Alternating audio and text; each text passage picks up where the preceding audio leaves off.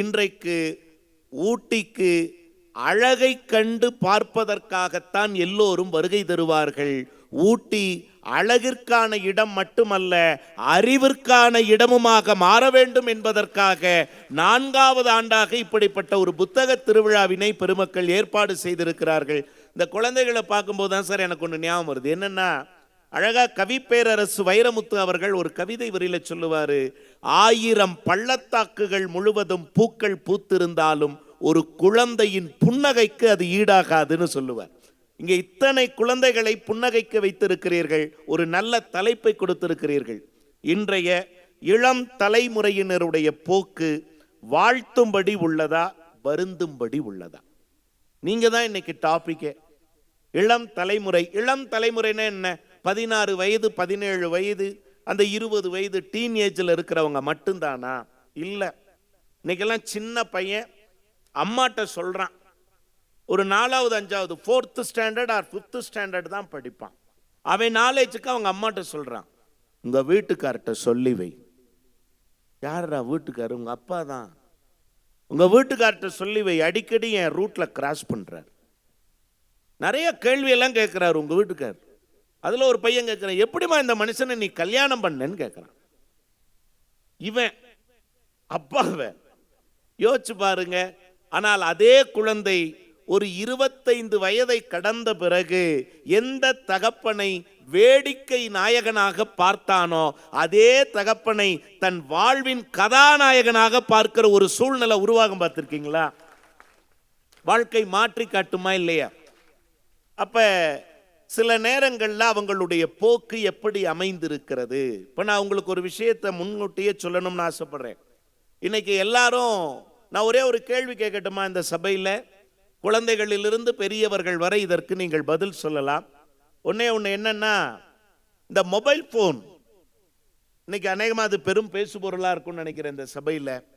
இந்த mobile phone, குறிப்பாக இந்த ஸ்மார்ட் போன் வந்த பிறகு நாடு நாசமா போயிடுச்சுன்னு நினைக்கிறவங்க ஒரு கைதட்டல் கொடுங்க பார்ப்போம். மேடம் கைதட்டல, டீ இருக்கு பார்த்துக்கிட்டேன். எனக்கு கைதட்டும் போது படார்னு வந்துருச்சுன்னு வைங்களேன், வடிவேலு மாதிரி வட வச்சே அப்படிங்கிற மாதிரி தட் மோமெண்ட். இப்போ எல்லாரும் கைதட்டினீங்க, மகிழ்ச்சி. ஆனால் கைதட்டின அத்தனை பேர்ட்டையும் மொபைல் ஃபோன் இருக்கு. கைதட்டின அத்தனை பேர்ட்டையும் இருக்கு. நீங்க சயின்ஸ்ல நமக்கு பெரியவங்க சொல்லி கொடுத்தாங்க, ஒரு செல் உயிரி அப்படின்னா என்னன்னு சொல்லுவாங்க, அமீபா. ஒரு செல் உயிரி. ஆனா இன்னைக்கு மனுஷன் தான் ஒரு செல் உயிரியா மாறிட்டான். எல்லாம் பாருங்க, இது இல்லாம எங்கேயும் போறதில்லை, எங்கேயும் போறதில்லை. புரிந்தவர்கள் புரிந்து கொள்ளுங்கள், எங்கேயும் போறதில்லை. இன்னும் யோசிச்சு பாருங்க. எல்லாம் நீங்க மனைவி எங்க இருக்கான்னு கூட அன்னைக்கு ஒருத்தர் சேலம் பேருந்து நிலையத்தில் மனைவியை காணோம்னு கூட பதட்டப்படல, மொபைலை காணோம்னு பஸ்ஸையே ரெண்டாக்கிட்டு, எங்க மொபைல் எங்க மொபைல், யார் பார்த்தா மனைவியை காணோம், வந்துருவாங்க சார், எப்படி தேடி பிடிச்சி வந்துருவாங்க. அவ்வளவு பதறாங்க. ஒரு காலத்தில் எல்லாம் தொடர்பு எண்கள், கான்டாக்ட் நம்பர்ஸ் ஞாபகத்தில் இருக்கும் தங்கங்களே, ஞாபகத்தில் இருக்கும். ஆனா இன்னைக்கு கேட்டு பாருங்க, உங்க மனைவி நம்பர் சொல்லுங்க, இருங்க மொபைலை பார்க்குறேன். உங்க கணவர் நம்பர் சொல்லுங்க, இருங்க மொபைலை பார்க்குறேன். யோசிச்சு பாருங்க, இப்படி எல்லாம் மாறிவிட்டது. இங்க இருக்கக்கூடிய குழந்தைகளுக்கு நிறைய பெற்றோர்கள் இருந்தா தயவு செய்து ஒன்னே ஒன்று சொல்றேன். எனக்கு தெரிஞ்சு ஒரு பையன்ட்ட தாத்தா சொன்னார், டேய் தம்பி, நம்ம பரம்பரையில யாருமே டாக்டர் இல்லை, நீ டாக்டர் ஆகணும் அப்படின்னா. பாட்டி வந்தா, நீ வக்கீல் ஆகிற, அப்பதான் உன் பங்காளி வீட்டு மேல கேச போட்டு சொத்தெல்லாம் புடுங்க முடியும். ஒன்னும் பெருசா ரியாக்ட் பண்ணல. அவங்க அப்பா வந்தார், நீ கலெக்டர் ஆகிற, ஒன்னும் ரியாக்ட் பண்ணல. டாக்டரு, வக்கீலு, கலெக்டரு. ஒருத்தர் அவங்க வீட்டில் இருந்த பெரியவர் ஒருத்தர் ஓடி வந்து சொன்னார், நீ ஆடிட்டர் ஆகிற அப்படின்னா. இப்படி 4 பேரும் சொன்னதை கேட்டுட்டு சொன்ன, நான் ஒண்ணுமே ஆக மாட்டேன்னா. ஏண்டா ஒண்ணுமே ஆக மாட்டேன்? எப்படி ஒருத்தன் இத்தனை ஆக முடியும்? ஏதாவது ஒண்ணுதான் ஆக முடியும். ஒருத்தனை நீ டாக்டராக, நீ வக்கீலாக, நீ இன்ஜினியராக, நீ கலெக்டராக, நீ ஆடிட்டராக, எப்படி sir? how it is possible? இது எப்படி நடைமுறைக்கு சாத்தியம்? அன்பிற்குரிய குழந்தைகளே, நீங்கள் டாக்டர் ஆகுங்கள், நீங்கள் இன்ஜினியர் ஆகுங்கள், நீங்கள் ஆடிட்டர் ஆகுங்கள், நல்ல பேச்சாளர் ஆகுங்கள், நல்ல ஆசிரியர் ஆகுங்கள், நல்ல எழுத்தாளர் ஆகுங்கள். அதையெல்லாம் விட முதலில் இந்த சமூகத்திற்கு நல்ல மனிதனாக மாறுங்கள். இன்றைய தேவை அதுதான். நீங்க நல்ல மனிதனாக இல்லாம நல்ல மருத்துவராக இருக்க முடியாது. கிட்னியை வித்துருவான். உண்மைதானே? ஒரு நல்ல மனிதனா இல்லாதவன் நல்ல பொறியாளரா இருக்க முடியாது. பாலத்தை ரிப்பன்ல தான் கட்டியிருப்பாங்க. ரிப்பனை கட் பண்ணா பாலமே விழுந்துரும். உண்மைதானே? அப்ப பொறியாளராக, மருத்துவராக, இன்னும் எத்தனையோ எத்தனையோ தொழில்குறையவர்களாக இருப்பதை விட முதலில் நல்ல மனிதர்களாக இருக்க வேண்டும். அந்த மனிதர்களாக ஒருவரை மேம்படுத்துவது எது தெரியுமா? உயிருடன் வாழ வேண்டும் என்றால் சுவாசிப்பு முக்கியம், உயர்வுடன் வாழ வேண்டும் என்றால் புத்தக வாசிப்பு முக்கியம் என்பதை மறந்து விடாதீர்கள். ஏன் படிக்கிறோம்? இப்ப எனக்கு ஒரு புத்தகம் கொடுத்துருக்காங்க, மக்கள் கலைஞன் அப்படின்னு போட்டு ஒரு புத்தகம் கொடுத்துருக்காங்க. 2 நாளைக்குள்ள வாசிச்சு முடிக்கலைன்னா எனக்கு தூக்கம் வராது. என்னன்னு புரியுதா உங்களுக்கு? தினசரி 3 வேளை உண்பதை போல, உங்களுக்கு ஒன்று சொல்றேன், தினசரி 3 வேளை உண்பதை போல இல்ல, ஒரு 10 நிமிடமாவது வாசிக்காமல் நான் தூங்க மாட்டேன் என்று ஒரு வைராக்கியம் எடுங்கள். எனக்கு ஒரு 10 நிமிஷம், அந்த 10 நிமிஷம் ரீடிங் எது தெரியுமா? டெக்ஸ்ட் புக் கிடையாது. அந்த 10 நிமிஷம் ரீடிங்கிறது, 10 நிமிஷம் வாசிப்புங்கிறது டெக்ஸ்ட் புக் கிடையாதுமா. எது? பாடம் சாராத பிற நூல்கள். பாடம் சாராத பிற நூல்கள். நான் இப்படி சொல்றேன், நீங்க எவ்வளவுக்கு எவ்வளவு வாசிக்கிறீர்களோ அவ்வளவுக்கு அவ்வளவு வாழ்க்கையில் உயரப் போகிறீர்கள் என்பதுதான் உண்மை. உங்க எல்லாருக்கும் ஃப்ரெண்ட்ஸ் இருக்காங்களா? எல்லாருக்கும் ஃப்ரெண்ட்ஸ் இருக்காங்க. ஒன்னு சொல்றேன், யார் நல்ல நண்பன் தெரியுமா? ஆபிரகாம் லிங்கன் சொன்னார், யார் நல்ல நண்பன் தெரியுமா? இதுவரை நான் படிக்காத நூலை எவன் எனக்கு பரிசளிக்கிறானோ அவன்தான் என்னுடைய ஆகச்சிறந்த நண்பன் என்று லிங்கன் சொன்னார். இதுவரைக்கும் நான் அந்த நூலை படித்ததே இல்லை. அப்படி ஒரு நூலை எவன் எனக்கு பரிசளிக்கிறானோ அவன் என் வாழ்வின் ஆகச்சிறந்த நண்பன். லிங்கன் சொன்ன வார்த்தை. ஆனா ஒன்னு சொல்றேன், நண்பர்களை விட புத்தகங்கள் மேலானவர்கள். நண்பர்களை விட புத்தகங்கள் மேலானவர்களா? ஆமா. எப்படி? நண்பர்கள் கூட இன்னைக்கு ஒன்று சொல்லுவாங்க, நாளைக்கு ஒன்று சொல்லுவாங்க, மாற்றி பேசுவார்கள். ஆனால் புத்தகங்கள் மாற்றி பேசாத மகத்தான நண்பர்கள். இப்ப தட்டுங்க கையை. புத்தகங்கள் இருக்கணுமா? விளையாட்டு பொருட்கள் வாங்குவது வரையது ஒரு நெருக்கம். ஆனால் புத்தகம், நான் மீண்டும் சொல்லுகிறேன், உங்களை புரட்டி போடக்கூடிய புத்தகங்களை படிங்க. சார் சொன்னார் பாருங்க, வரவேற்புரை பேசினவங்க, 10 ரூபாய்க்கு ஒரு புத்தகமா இருக்கலாம், 100 ரூபாய்க்கு ஒரு புத்தகமா இருக்கலாம். எத்தனை ரூபாய் புத்தகம்ங்கிற முக்கியம் இல்லை, அதில் எவ்வளவு கருத்தூன்றி நீங்கள் படிக்கிறீர்கள் என்பதுதான் முக்கியம். எவ்வளவு கருத்தூன்றி படிக்கிறீர்கள் என்பதுதான் முக்கியம். நான் இப்படி சொல்லி என் முன்னுரைக்கு நான் திரையிட ஆசைப்படுகிறேன். வாழ்த்தும்படியா வருந்தும்படியாங்கிறத அவங்க பேசட்டும். ஏன்னா நான் பேசினேன்னா நடுவரே சொன்னார் இப்படி இருக்கு அப்படின்னு சொல்லுவாங்க. அதனால் பொதுவாக வாழ்த்தும்படின்னு பேசுகிறவங்கள நான் பொதுவாக இங்கேயே வாழ்த்திடுறேன், வருந்தும்படின்னு பேசுகிறவங்களையும் நான் வாழ்த்திடுறேன். எல்லாரும் நல்லா பேசுங்க. ஒன்றே ஒன்று, நீங்கள் நல்லா சாப்பிட்டுட்டு இருக்கீங்கன்னு தெரியுது. பொதுவாக பேச்சாளர் பேசும்போது இப்படி முன்னாடி சாப்பிட்டீங்கன்னா உங்கள் வாயை பார்த்துட்டே இருக்க தோணும்.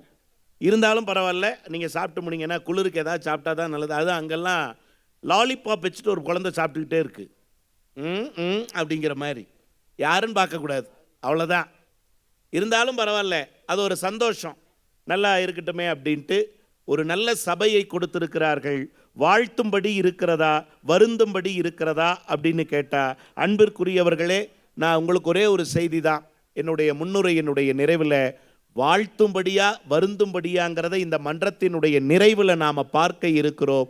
அதற்கு முன்பாக இங்கு இருக்கக்கூடியவர்களையெல்லாம் தனித்தனியாக நான் அறிமுகம் செய்தால் அதில் காலதாமதம் ஏற்படும் என்பதற்காக வாழ்த்தும்படிதான் இருக்கிறது என்கிற அணியினை தொடங்கி பேசுவதற்காக எல்லா பேச்சாளர்களுக்கும் சராசரியாக 5 நிமிடங்கள் மட்டுமே ஒதுக்கப்பட்டிருக்கின்றன. குறித்த நேரத்துக்குள்ள முடிக்கணுங்கிறதுக்காக மணி அடித்தால் சில பேர் மணியால் அடித்தாதான் உட்காருவாங்க, சில பேர் மணி அடித்தாலே உட்காருவாங்க. இவங்க பேச்சாளர்கள் மணி அடித்தாலே அமர்ந்து விடுவார்கள். ஆகவே ஒரு முதல் மணிக்கே அமர்ந்து விடக்கூடிய நாகரிகம் கொண்ட இந்த பேச்சாளர் பெருமக்களுக்கும் அன்பான என் வாழ்த்துதலை சொல்லி, வாழ்த்தும்படிதான் இருக்கிறது இன்றைய இளம் தலைமுறையினருடைய போக்கு என்பதை பேசுவதற்காக மரியாதைக்குரிய கோத்தகிரி கட்டுமான தொழிலாளர்கள் சங்கத்தினுடைய மாவட்ட செயலாளராக அமைந்திருக்கக்கூடிய சிறந்த சிந்தனையாளர், நல்ல எழுத்தாளர், மரியாதைக்குரிய அன்பு சகோதரர் திருவாளர் தாமரை செல்வன் அவர்களை உங்கள் கைதட்டலோடு அழைக்கிறேன். நடுவர் அவர்களை ஒன்றை மட்டும் நீங்கள் பார்க்கணும். இன்றைக்கு இருக்கக்கூடிய இளைஞர்கள் உலகமே போற்றுகின்ற வகையில் இருக்கிறார்கள் நடுவர் அவர்களை.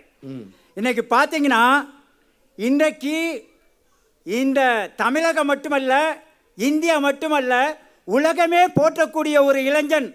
இன்றைக்கு பார்த்தீங்கன்னா, மதுரையில் பிறந்து சென்னையில் வளர்ந்து இன்றைக்கு அமெரிக்காவில் கூகுள் என்கின்ற நிறுவனத்திலே சிஓவாக இருக்கிற ஒரு இளைஞன் இன்றைக்கு வாழ்த்தும்படி இருக்கிறாரா, வருந்தும்படி இருக்கிறாரா? நடுவர் அவர்களை வாழ்த்தும்படி தானே இருக்காரு.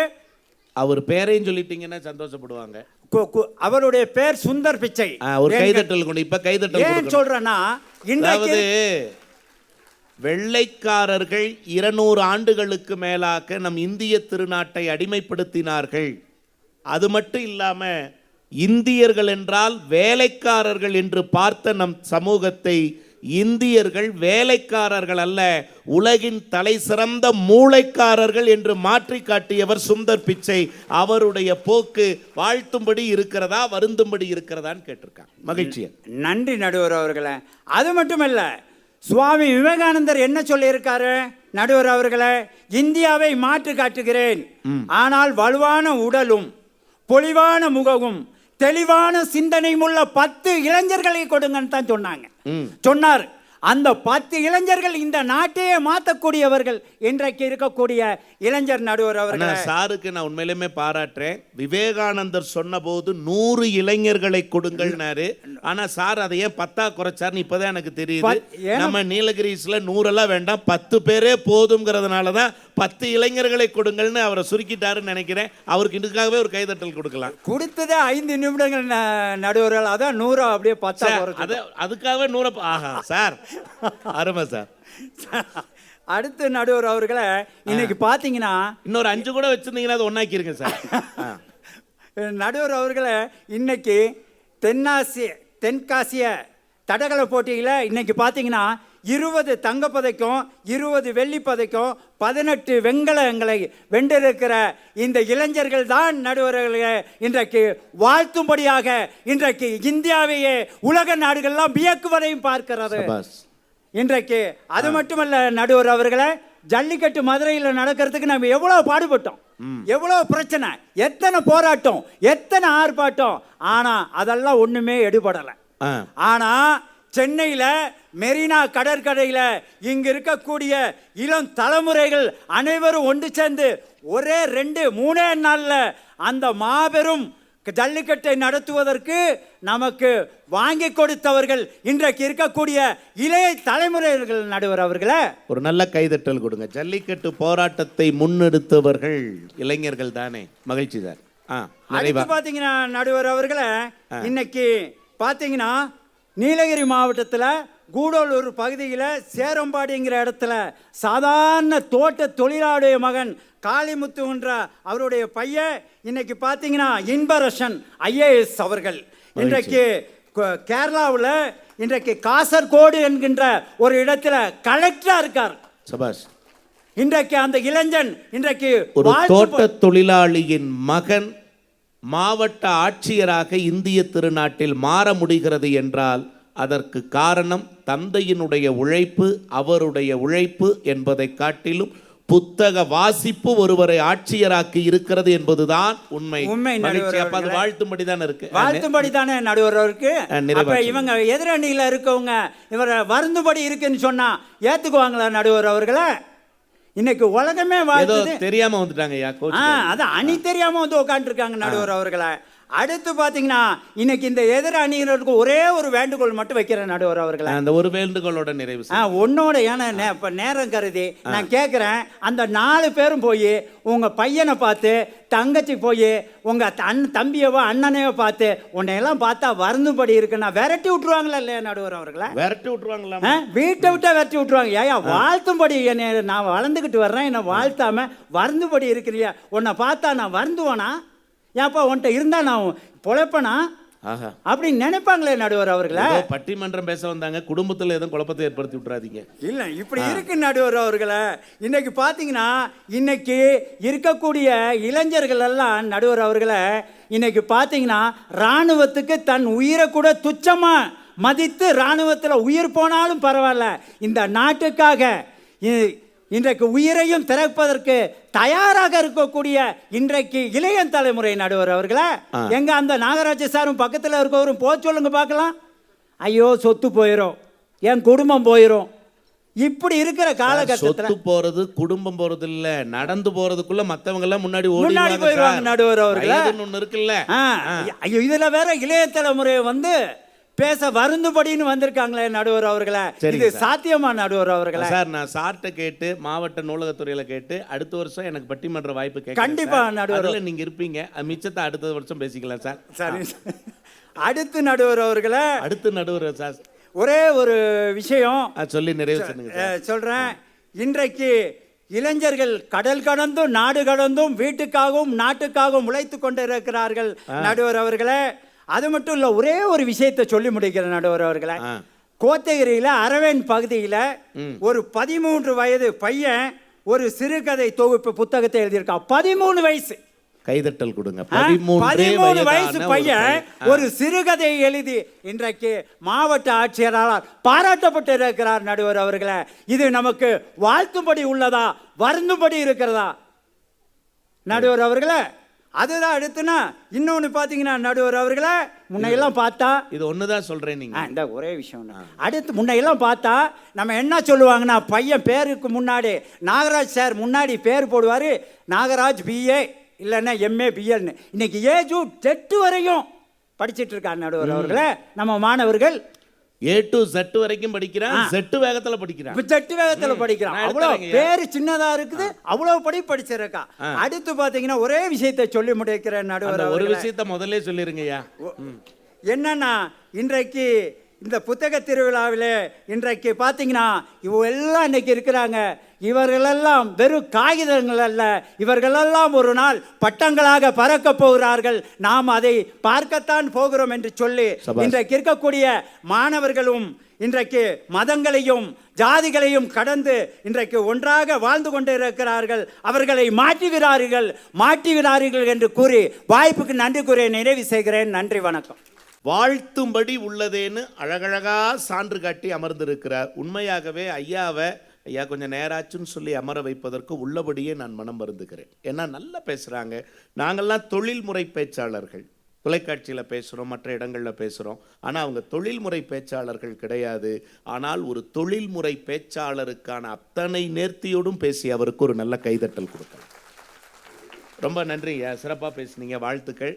முடிக்கும்போது முடிச்சாரு பாருங்க, அவங்க வெறும் காகிதங்கள் அல்ல, அறிவுலகின் ஆயுதங்களாக மாறுகிறவர்கள் அப்படின்னு ஒரு வார்த்தை சொன்னார் பாருங்க.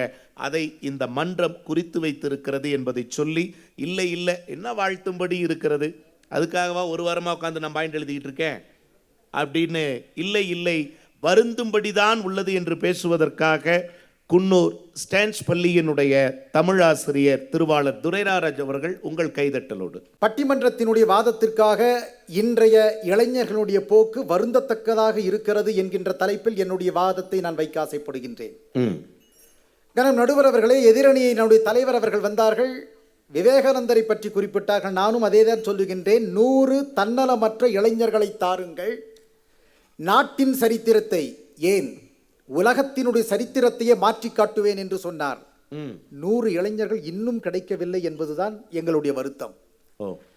பாரதி அழகாக பாடினான், இந்த இளைய பாரதத்தினாய் பாடினார். அதனாலதான் இன்னைக்கும் நாம வளர்ச்சி அடையாம இருந்துகிட்டு இருக்கோம். இளைய பாரதத்தினாய் வா வா வா என்று பாடிக்கொண்டுதான் பாரதி இருந்தான். இளைய பாரதம் வந்த பாடில்லை.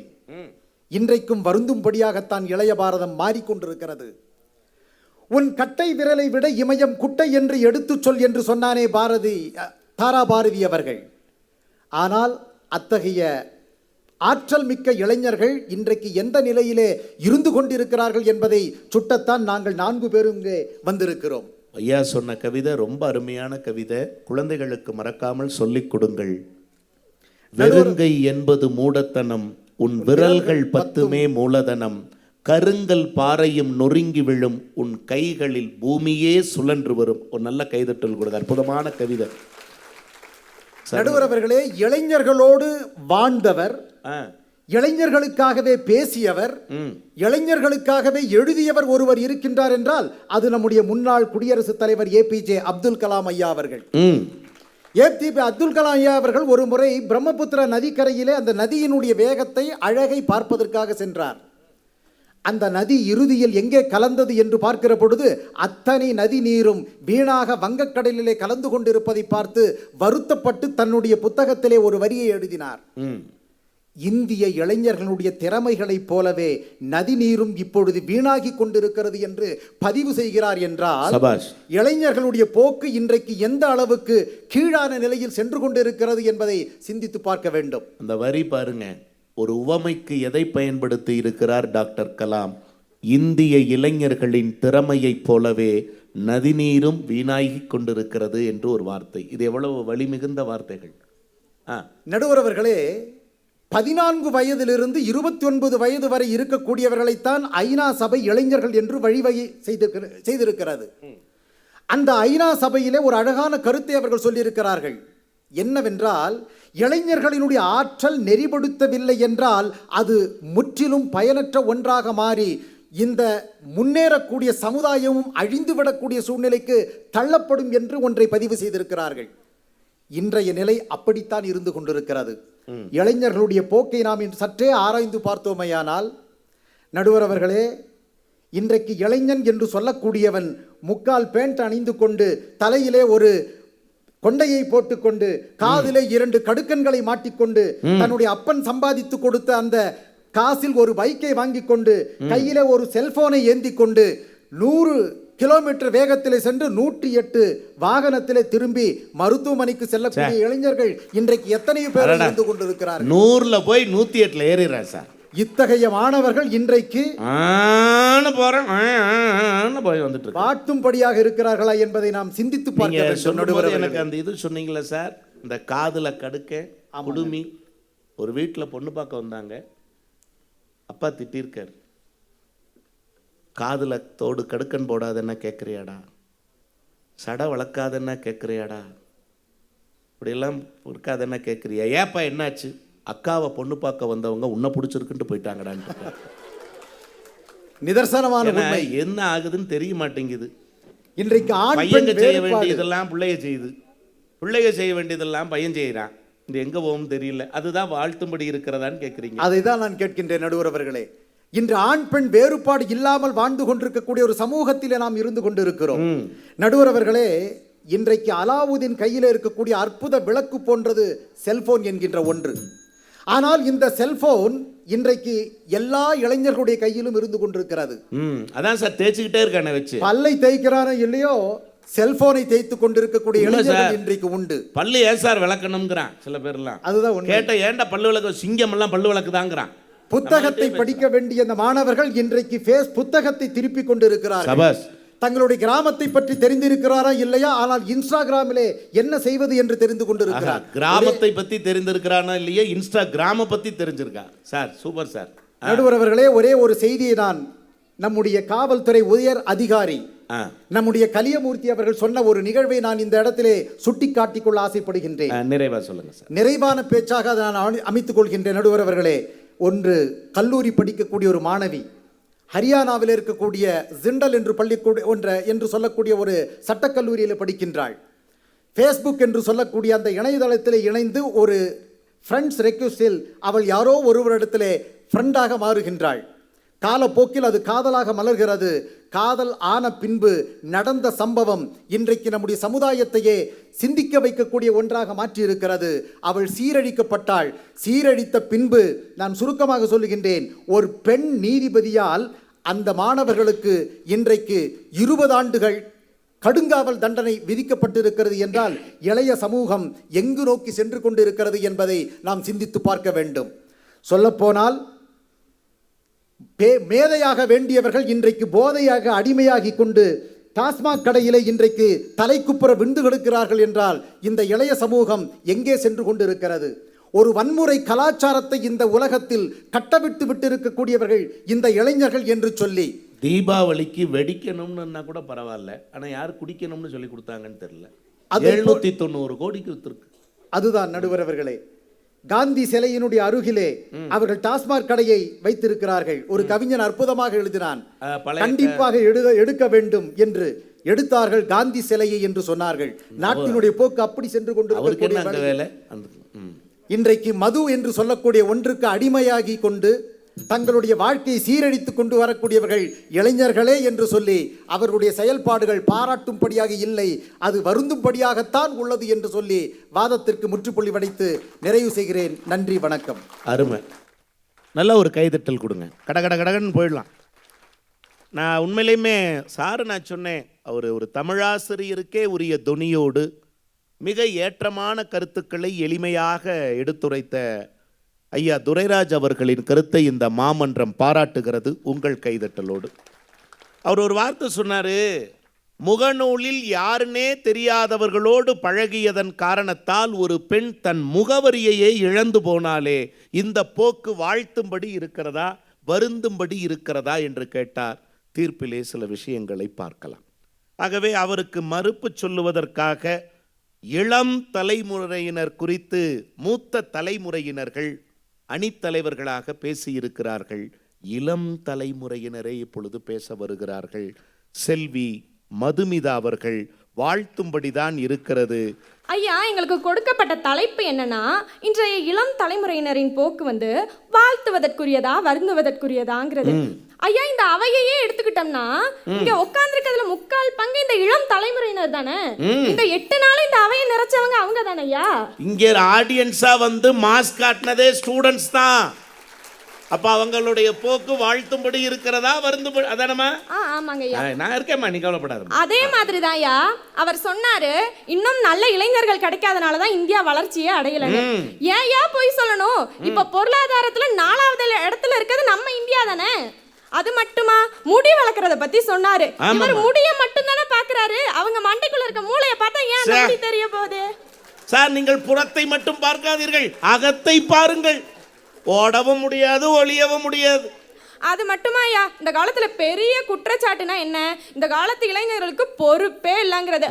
அந்த காலத்துல 20 வயசு ஆனா போதும் உடனே கல்யாணத்தை பண்ணி வச்சிருவாங்க. கேட்டா பையனுக்கு கால் கட்டாமா, அதுக்கப்புறம் உருப்படியா இருப்பானாமா. ஆனா இந்த காலத்துல ஒரு இளைஞன் குறைந்தபட்சம் ஒரு யூஜி, அதிகபட்சம் ஒரு பிஜி முடிச்சுட்டு அதுக்கப்புறம் 1 வருஷம் போராடி ஒரு வேலையை பிடிச்சி அவங்க அப்பா அம்மா மருத்துவ செலவு பார்த்து அக்கா தங்கச்சிக்கு கல்யாணத்தை பண்ணி வீடை கட்டி காரை வாங்கி எல்லாம் முடிச்சு தனக்கு இன்னொரு பொண்ணை கல்யாணம் பண்ணி வச்சு வாழ வைக்க முடியுமான்னு தெரிஞ்சுக்கிட்டு அதுக்கப்புறம் கல்யாணம் பண்ணி இவன் வாழுவானா? இவன் பொறுப்பு இல்லாதவனா? 20 வயசுல கல்யாணம் பண்ணிட்டு போனா அவன் பொறுப்பானவனா? இதெல்லாம் எந்த ஒரு நியாயம்யா? அடுப்பூதும் உங்களுக்கு உங்க மகனா மகளா? உங்களுக்கு மகனா? இந்த மாதிரி ஒரு மருமக கிடைக்கணும் ஐயா. இல்ல சொல்றேன், சூப்பர்மா. நான் உண்மையா சொல்றேன், இங்க நூலகத்துறையிலிருந்து சார் என்கிட்ட பேசும்போது இவங்க எப்படி பேசுவாங்கன்னு எனக்கு தெரியாது சார். நான் என்ன சொன்னேன், நான் வேணா தொழில்முறை பேச்சாளர்கள் ஒரு 2 பேர் அழைச்சிட்டு வரட்டுமா சார் அப்படின்னேன். இல்லை சார், எங்கள் பகுதியில் இருக்கிறவங்களுக்கு நாங்கள் முன்னுரிமை கொடுக்கணும்னு அவர் சொன்னார். நான் சொன்னதை நான் உண்மையாக்கவே மறுக்கிறேன். இவங்களே போதும் சார் எல்லா பட்டிமன்றத்திலையும் ஜெயிக்கிறதுக்கு. இதுதான் சார் உண்மையாக நல்லா இருக்கு இந்த சபை. இந்த பெருமக்களுக்கு என்னுடைய வாழ்த்துக்கள். நான் பேசுகிறேன் ஐயா. அடுப்போதும் பெண்ணுக்கு படிப்பு எதுக்குன்னு சொல்லிட்டு இருந்த காலம் போய் இப்ப பெண்கள் விமானம் ஓட்டுற வரை வளர்ந்துருக்காங்கன்னா இது வாழ்த்துறதுக்கு உரிய விஷயமா இல்ல வருந்துறதுக்கு உரிய விஷயமா? திருச்சியில 173 பயணிகளோட ஒரு விமானம் புறப்பட்டுச்சுங்க, எல்லாருக்கும் தெரியும். ஆனா அந்த சக்கரம் மேல் நோக்கி பறக்கிற போது உள்ளிழுக்க முடியாம போயிடுச்சு. அப்ப வேற வழி இல்லை, தரை இறக்கணும்னா எரிபொருள் நிரம்பி இருக்கு, என்ன செய்யறது? உடனடியா தரை இறக்கணும்னு வைங்கள, விபத்தாயிடும், விமானம் வெடிக்கிறதுக்கான வாய்ப்பு இருக்கு. அதுல இருக்கிற அத்தனை பேரும் மாண்டு போகக்கூடிய சூழல். என்ன பண்ணாங்க? அப்படியே புதுக்கோட்டை திருச்சின்னு பார்க்காம 2.5 மணி நேரம் அங்கேயே வட்டம் அடிச்சாங்க. வட்டம் அடிச்சுட்டு பத்திரமா லேண்ட் பண்ணாங்க அந்த விமானத்தை. அதனை இயக்கிய முதன்மை விமானியே ஒரு பெண் தானே, இளம் தலைமுறை தானே. யோசிச்சு பாருங்க. அப்ப இளம் தலைமுறையினர் வாழ்த்தும்படி இருக்கிறார்களா, வருந்தும்படி இருக்கிறார்களா? சபாஸ்மா ஐயா, அந்த காலத்துல கலைவாணர் பாடினாராமா, விஞ்ஞானத்தை வளர்க்க போறண்டி, மேனாட்டார விருந்து கலைச்சு காட்ட போறண்டி, விஞ்ஞானத்தை வளர்க்க போறண்டி, மேனாட்டார விருந்து கலைச்சு காட்ட போறண்டி, நெல்லு குத்தமா வரைக்க நீர் அரைக்க ஒரு மிஷினு, அள்ளும் பகலும் ஆக்கி அரைக்க ஒரு மிஷினு. ஆனா அவர் பாடினத கனவா நினைச்சு பாடினாரு. அதை நிஜமாக்கி இப்ப நெல்லு குத்தவும் மாவரைக்கவும் நீர் அரைக்கவும், ஏன் அள்ளும் பகலும் ஆக்கி அரைக்க வர மைக்ரோவன் கண்டுபிடிச்சாங்க. பட்டனை தட்டி விட்டா தட்டுல இட்லி வரணும். யாருங்க? இன்னைக்கு வந்துருச்சுல்ல. அவர் அன்னைக்கு சொன்னதெல்லாம் இன்றைக்கு நிறைவேறி இருக்கிறது என்றால், அவர் சொன்னது நிறைவேறியதா அப்படிங்கிறத விட சொன்னதை நிறைவேற்றுகிற ஆற்றலுடைய இளைஞர்கள் இருப்பதால் தானே அதெல்லாம் இன்னைக்கு நிறைவேறுச்சு. அருமமா. அது மட்டுமா ஐயா, எங்க நீலகிரி மாவட்டத்தையே எடுத்துக்கிட்டா இங்க இருக்க மிக முக்கியமான ஒரு பிரச்சனை. இது ஒரு மேடான ஒரு ஊரு, நிலச்சரிவு. இதுக்கு இப்ப பள்ளி படிச்சிட்டு இருக்க உதகை அரசு மாதிரி பள்ளியில படிச்சிட்டு இருக்க ஒரு மாணவன் தான் இப்போ நிலச்சரிவை முன்கூட்டியே கணிக்கிற விதமா ஒரு கருவியை கண்டுபிடிச்சிருக்காங்க. இதெல்லாம் வாழ்த்துறதுக்குரிய ஒரு விஷயம் தானையா? அருமமா. அது மட்டுமா ஐயா, எப்பயுமே யாரு என்ன சொன்னாலும் எங்களை பொறுத்த வரைக்கும் இளம் தலைமுறை தான் ஐயா எப்பயுமே சூப்பர். எங்களுக்கு சூப்பரான ஒண்ணு பட்டாசுனா வெடிக்கும். எங்க இளம் தலைமுறையை எல்லாருக்குமே பிடிக்கும் ஐயா. பட்டாசுனா வெடிக்கும், இளம் தலைமுறைனா எல்லாருக்குமே. பட்டிமன்றத்துல பஞ்ச் இருக்கணும். ஐயா, வானத்துல இருக்கிறது ஸ்டார், எங்க இளம் தலைமுறை தான் ஐயா எப்பவுமே சூப்பர் ஸ்டார். 5 5 10 உன் பேச்சு தாமா கெத்து. கைதட்டு போ. ஐயா, என்னோட நேரம் இங்க இருக்க நேரத்தை கருத்தில் கொண்டு, நேரம் முடிஞ்சுமா, இருந்தாலும் அது ஓவர் டைம்ல தான் போயிட்டு. நேரத்தை கருத்தில் கொண்டு இவ்வளவு நேரம் எனக்கு வாய்ப்பு கொடுத்ததுக்கும் என் வாய்மொழியை கேட்டதுக்கும் அனைவருக்கும் நன்றி கூறி விடைபெறுகிறேன். நன்றி, வணக்கம். சார், நூலகத்துறை அந்த அன்பர்களுக்கு ஒரு வேண்டுகோள். என்னால் முடியல சார், ஏன்னா நல்லா பேசுகிறாங்க பிள்ளைகள், பெரியவங்கள்லேருந்து. இந்த கட்டுப்பாடில்லாத இலக்கியத்தாகமுடைய இந்த இளம் தலைமுறையினர் நாளை நீலகிரி புத்தக திருவிழாக்களின் முதன்மை விருந்தினர்களாக அமர வேண்டும். எனக்குடைய ஆசை அதுதான். ஏன்னா எவ்வளோ அழகாக பேசுகிறேன் சார். நீங்கள் ஆங்கிலத்தில் ஒரு பன்மொழி உண்டு, என்ன தெரியுங்களா? Brevity is the soul of விட்.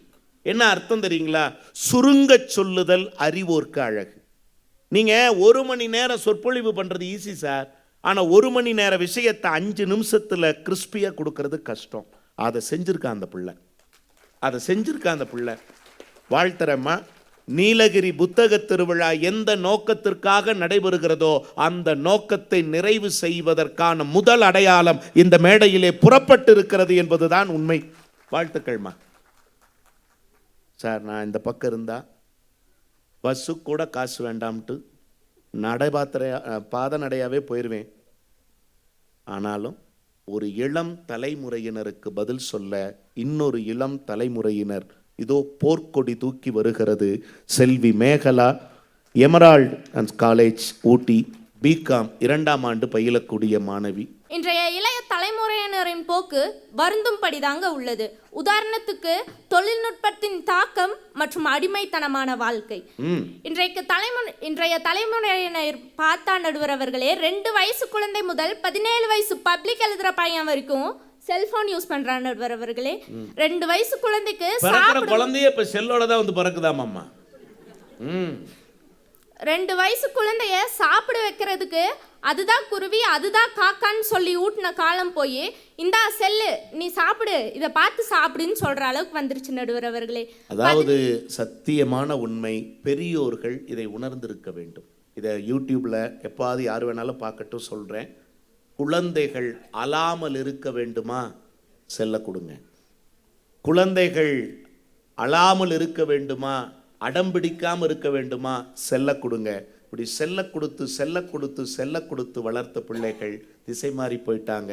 செல்லங்கொடுத்து வளர்ந்த குழந்தைகள் தவறி போவதில்லை, செல் கொடுத்து வளர்க்கிற பிள்ளைகள் தவறி போவதற்கான வாய்ப்புகள் அதிகம். நான் சபாஷ்மா அருமா 17 வயசு பையன் பப்ளிக் எழுதுறதுக்கு தேர்வுக்கு தேவையான புத்தகங்கள் தேவையில்லை நடுவர் அவர்களே, செல்போன் இருந்தால் போதும். இப்படி செல்போனுக்கு அடிமையாக இருக்கும் இந்த தலைமுறையினரை பார்த்தா வாழ்த்த வாங்க முடியும், வருந்ததானங்க முடியும். இன்றைய தினங்களில் நாம் ஏராளமான பண்பாட்டு மாற்றங்களை சந்தித்து கொண்டிருக்கிறோம் நடுவர் அவர்களே. இது ஒரே இரவில் நடந்த மாற்றம் இல்லைங்க, காலப்போக்கில் உருவாகி வரும் ஒரு பெரிய மாறுதல். உணவு முறைகளில் மாற்றம், உடை கலாச்சாரங்களில் மாற்றம், ஏன் விழா கொண்டாட்டங்களில் கூட மாற்றம். 10 நாளைக்கு முன்னாடி நம்ம எல்லாரும் தீபாவளி கொண்டாடி இருப்போம் நடுவர் அவர்களே. அப்போ நடந்த ஒரு நிகழ்வுங்க இது. அம்மா சொல்றாங்க பையன்கிட்ட, டே காலையில சீக்கிரமா எந்திரிடான்னு. அவன் சொல்றான் டயர்டா இருக்குமான்றான். பார்த்தா பையன் 2வது தான் படிச்சுட்டு இருக்கான். அவனுக்கு என்ன நடுவர் அவர்களே டயர்டு? என்ன இதை பீரங்கி எடுத்துட்டு போர்க்காலத்துக்காக போயிட்டு வந்தேன், எதுக்கு டயர்டு 2ஆம் கிளாஸ் படிக்கிற பையனுக்கு? சரி தலைக்கு எண்ணெயாவது வச்சு குளிடானா சொல்றான். தீபாவளி ஆஃபர்ல ஹேர் ஸ்ட்ரைட்னிங் பண்ணிட்டு வந்திருக்க, தலைக்கு எண்ணெய் வச்சா என் தலை எண்ணத்துக்கு ஆகிறதுங்கிறான். சரி நடுவர் அவர்களே, இதெல்லாம் ஒரு பக்கம் இருக்கட்டும். நைட் ஆயிருச்சு, வெடியாவது வெளியே போய் வெடிடானா. இன்னைக்கு தான் டிவியில கூலி மூவி போடுறான், அதை பார்க்க வேண்டாமா அப்படின்னு கேட்குறான் நடுவர் அவர்களே. ஓ, டிவியில கூலி முக்கியமா, வெளியில வந்து வெடி வைக்கிறது முக்கியமா? சரிங்க, இதெல்லாம் ஒரு பக்கம் இருக்கட்டும். இன்றைய இள தலைமுறையில் மரியாதை முறைகள் பறி போய்விட்டன நடுவர் அவர்களே. இன்னைக்கு பெரும்பாலானோருக்கு மரியாதையே கிடைக்கிறது இல்லைங்க. அதை மீறி அறிவுரை கூறும் பெரியவர்களை பார்த்து சொல்றாங்க, அவர் கிடைக்கிறார் பூமர் அங்கிள் அப்படின்னு சொல்ற அளவுக்கு வந்துட்டாங்க. கிரிஞ்சுங்கிறாம்மா, பூமர் கூட பரவாயில்ல, கிரிஞ்சு, ஒரு சரியான கிரிஞ்சுங்கிறான். அதுக்கு மீனிங் கண்டுபிடிக்கிறதுக்குள்ளேயே இன்னும் 2 முடி நரைச்சு போயிருதுமா நமக்கு. இது எங்க ஃப்ரீடம், எங்க லைஃப், எங்க ரூல்ஸ்னு பெரிய பெரிய வசனங்கள் எல்லாம் பேசுறாங்க நடுவர். எங்க ஏரியா உள்ள வராதேங்கறான். சில இடத்துல பெற்றவர்களுக்கு கூட மரியாதை கிடைக்கிறது இல்லைங்க நடுவர் அவர்களே. ஒரு பாடல் வரி சொல்லுது, தவறு என்பது தவறி செய்வது, தப்பு என்பது தெரிந்து செய்வது, தவறு செய்தவன் திருந்த பார்க்கணும், தப்பு செய்தவன் வருந்தியாகணும், நல்ல நல்ல பிள்ளைகளை நம்பி இந்த நாடே இருக்குது தம்பி. மரியாதை கொடுக்காதது தப்பு என்று தெரிந்தும் அவங்க வருந்த மாட்டாங்க நடுவர் அவர்களே, அவங்களுக்காக நம்ம தான் வருந்திட்டு இருக்கணும். எனவே இந்த தலைமுறையினரின் போக்கு வருந்தும்படியே உள்ளது என்று கூறி விடைபெறுகிறேன். நன்றி, வணக்கம். அருமம்மா, நான் கூட அந்த பாப்பா என்ன செய்ய போறாங்களோன்னு நினைச்சேன். ஒரு இளம் தலைமுறையினருக்கு இன்னொரு இளம் தலைமுறை சளைத்ததல்ல என்பதை நிரூபித்திருக்கிறார். உண்மையிலுமே சரி, எவ்வளோ விஷயங்கள் பாருங்க, இவ்வளவு இருக்கே, இதெல்லாம் எப்படி நல்லதுன்னு சொல்றீங்க அப்படிங்கிற மாதிரி நல்ல விஷயங்களை அப்படி சொல்லியிருக்காங்க. ஒன்று என்ன அப்படின்னு கேட்டால், திரைப்படங்கள் குறித்து ஒரு வார்த்தை சொன்னால் யாரையும் விமர்சிக்கலைங்க, இது பொது மேடை, ஒரு நல்ல வாசிப்பு களத்திற்கான மேடை. ஒரு கவிஞன் அழகாக எழுதினா, உலகத்தின் நாடுகளிலெல்லாம், உலகத்து நாடுகளின் எல்லைகள் எல்லாம் வரைபடத்தில் இருக்கின்ற போது ஏனோ தமிழ்நாட்டின் எல்லைகள் மட்டும் திரைப்படத்தோடவே முடிந்து விடுகிறதுன்னு ஒரு வார்த்தை சொன்னார். நீங்கள் யோசிச்சு பாருங்க, அவர்கள் கொண்டாடக்கூடியவர்கள். நான் என்ன சொல்றேன், உங்களுக்கு எந்த நடிகரை பிடிக்குமோ நீங்கள் கொண்டாடுங்கள், நான் மறுக்கலை. அந்த பிடித்த நடிகரை நீங்கள் கொண்டாடுங்கள். ஆனால் கொண்டாடப்படுவதென்பது வேறு, பின்பற்றப்படுவதென்பது வேறு. கொண்டாட வேண்டியவர்களை கொண்டாட்டத்தில் வையுங்கள், பின்பற்ற வேண்டியவர்களை வாழ்க்கையில் ஒரு ரோல் மாடலாக எடுத்து பின்பற்றுங்க. நான் என்ன சொல்கிறேன், நீங்கள் இந்த நிறைய குட்டீஸுக்கு புரிஞ்ச மாதிரி, ஏன் சார் 4 வயசு சார், என் பையனுக்கு 4 வயசு, திடீர்னு 3 மணி சார், காலையில் அதிகாலையில் 3 மணி, நான் ஒரு நிகழ்ச்சிக்கு கிளம்பணுன்னு இருக்கிறேன், திடீர்னு போர்வைக்குள்ள இருந்துட்டு மோனிகா மோனிகாங்கிறான். ஏன்னா 3 மணிக்கு யாரா அந்த மோனிகா சார்? ஒரு படத்தினுடைய பாதிப்பு, தொடர்ந்து ஸ்க்ரீனில் பார்த்துக்கிட்டே இருக்கிறதுனுடைய பாதிப்பு சார். நீங்கள் யோசிச்சு பாருங்க. நானும் அவனை உட்கார்ந்து 3 வயசு பிறந்ததிலிருந்து வாய் திறந்து பேச ஆரம்பிச்சிருந்து, மழலை மொழியில் ஆரம்பிச்சதுலேருந்து அறம் செய்ய விரும்பு, நீயே விரும்பிக்கப்போ அப்படிங்கிறான். நான் அறம் செய்ய விரும்புவ வலிந்து துணிக்கிறேன், வாயில வரமாட்டேங்குது சார். ஆனா இந்த மோனிகா எப்படி வந்ததுன்னே தெரியல சார், எந்த வழியா வந்ததுன்னே தெரியல சார். யோசிச்சு பாருங்க சார். அதை ரசிக்கலாம், தப்பில்லை, இருந்துட்டு போங்க, ஒரு என்ஜாய்மெண்ட். நான் தப்பு சொல்லலை, நீங்க ஒன்றும் சாமியார் மாதிரி இருங்கன்னு நான் சொல்லலை. ஆனா இன்னைக்கு சாமியார் அப்படி இல்லை, அது வேற விஷயம். புரிந்து சிரித்தவர்களுக்கு நன்றி. யோசிச்சு பாருங்க. அப்படி இருங்கன்னு நான் சொல்லலை, சந்தோஷம், ஒரு என்ஜாய்மெண்ட் இருங்க. ஆனால் நீங்கள் மோனிகாவை ரசியுங்கள், டாக்டர் கலாமை பின்பற்றுங்கள், அவ்வளவுதான் விஷயம். நான் ரசிக்க வேண்டாம்னு சொல்லலடாமா. ஆனால் ரசிப்பது என்பது வேறு, பின்பற்றுவது என்பது வேறு.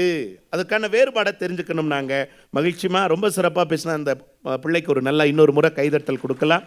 தொடர்ந்து வாழ்த்தும்படி உள்ளதே என்கிற அணிக்கு வலு சேர்ப்பதற்காக சமூக நீதி மற்றும் மனித உரிமைகள் குழுவினுடைய புள்ளியியல் ஆய்வாளராக அமைந்திருக்கக்கூடிய கவிஞர் சுகுணன் அவர்கள். சிரிப்போடு மட்டுமல்லாமல் சிந்திக்கவும் செய்து கொண்டிருக்கின்ற இளம் தலைமுறை சேர்ந்த எங்கள் நடுவரே இங்க சாட்சியாக இருக்கிற பொழுது, சார் என்ன இளமையா காட்டுறதுக்கு நான் எவ்வளவு செலவழிக்கிறேன்னு எனக்கு தான் தெரியும்.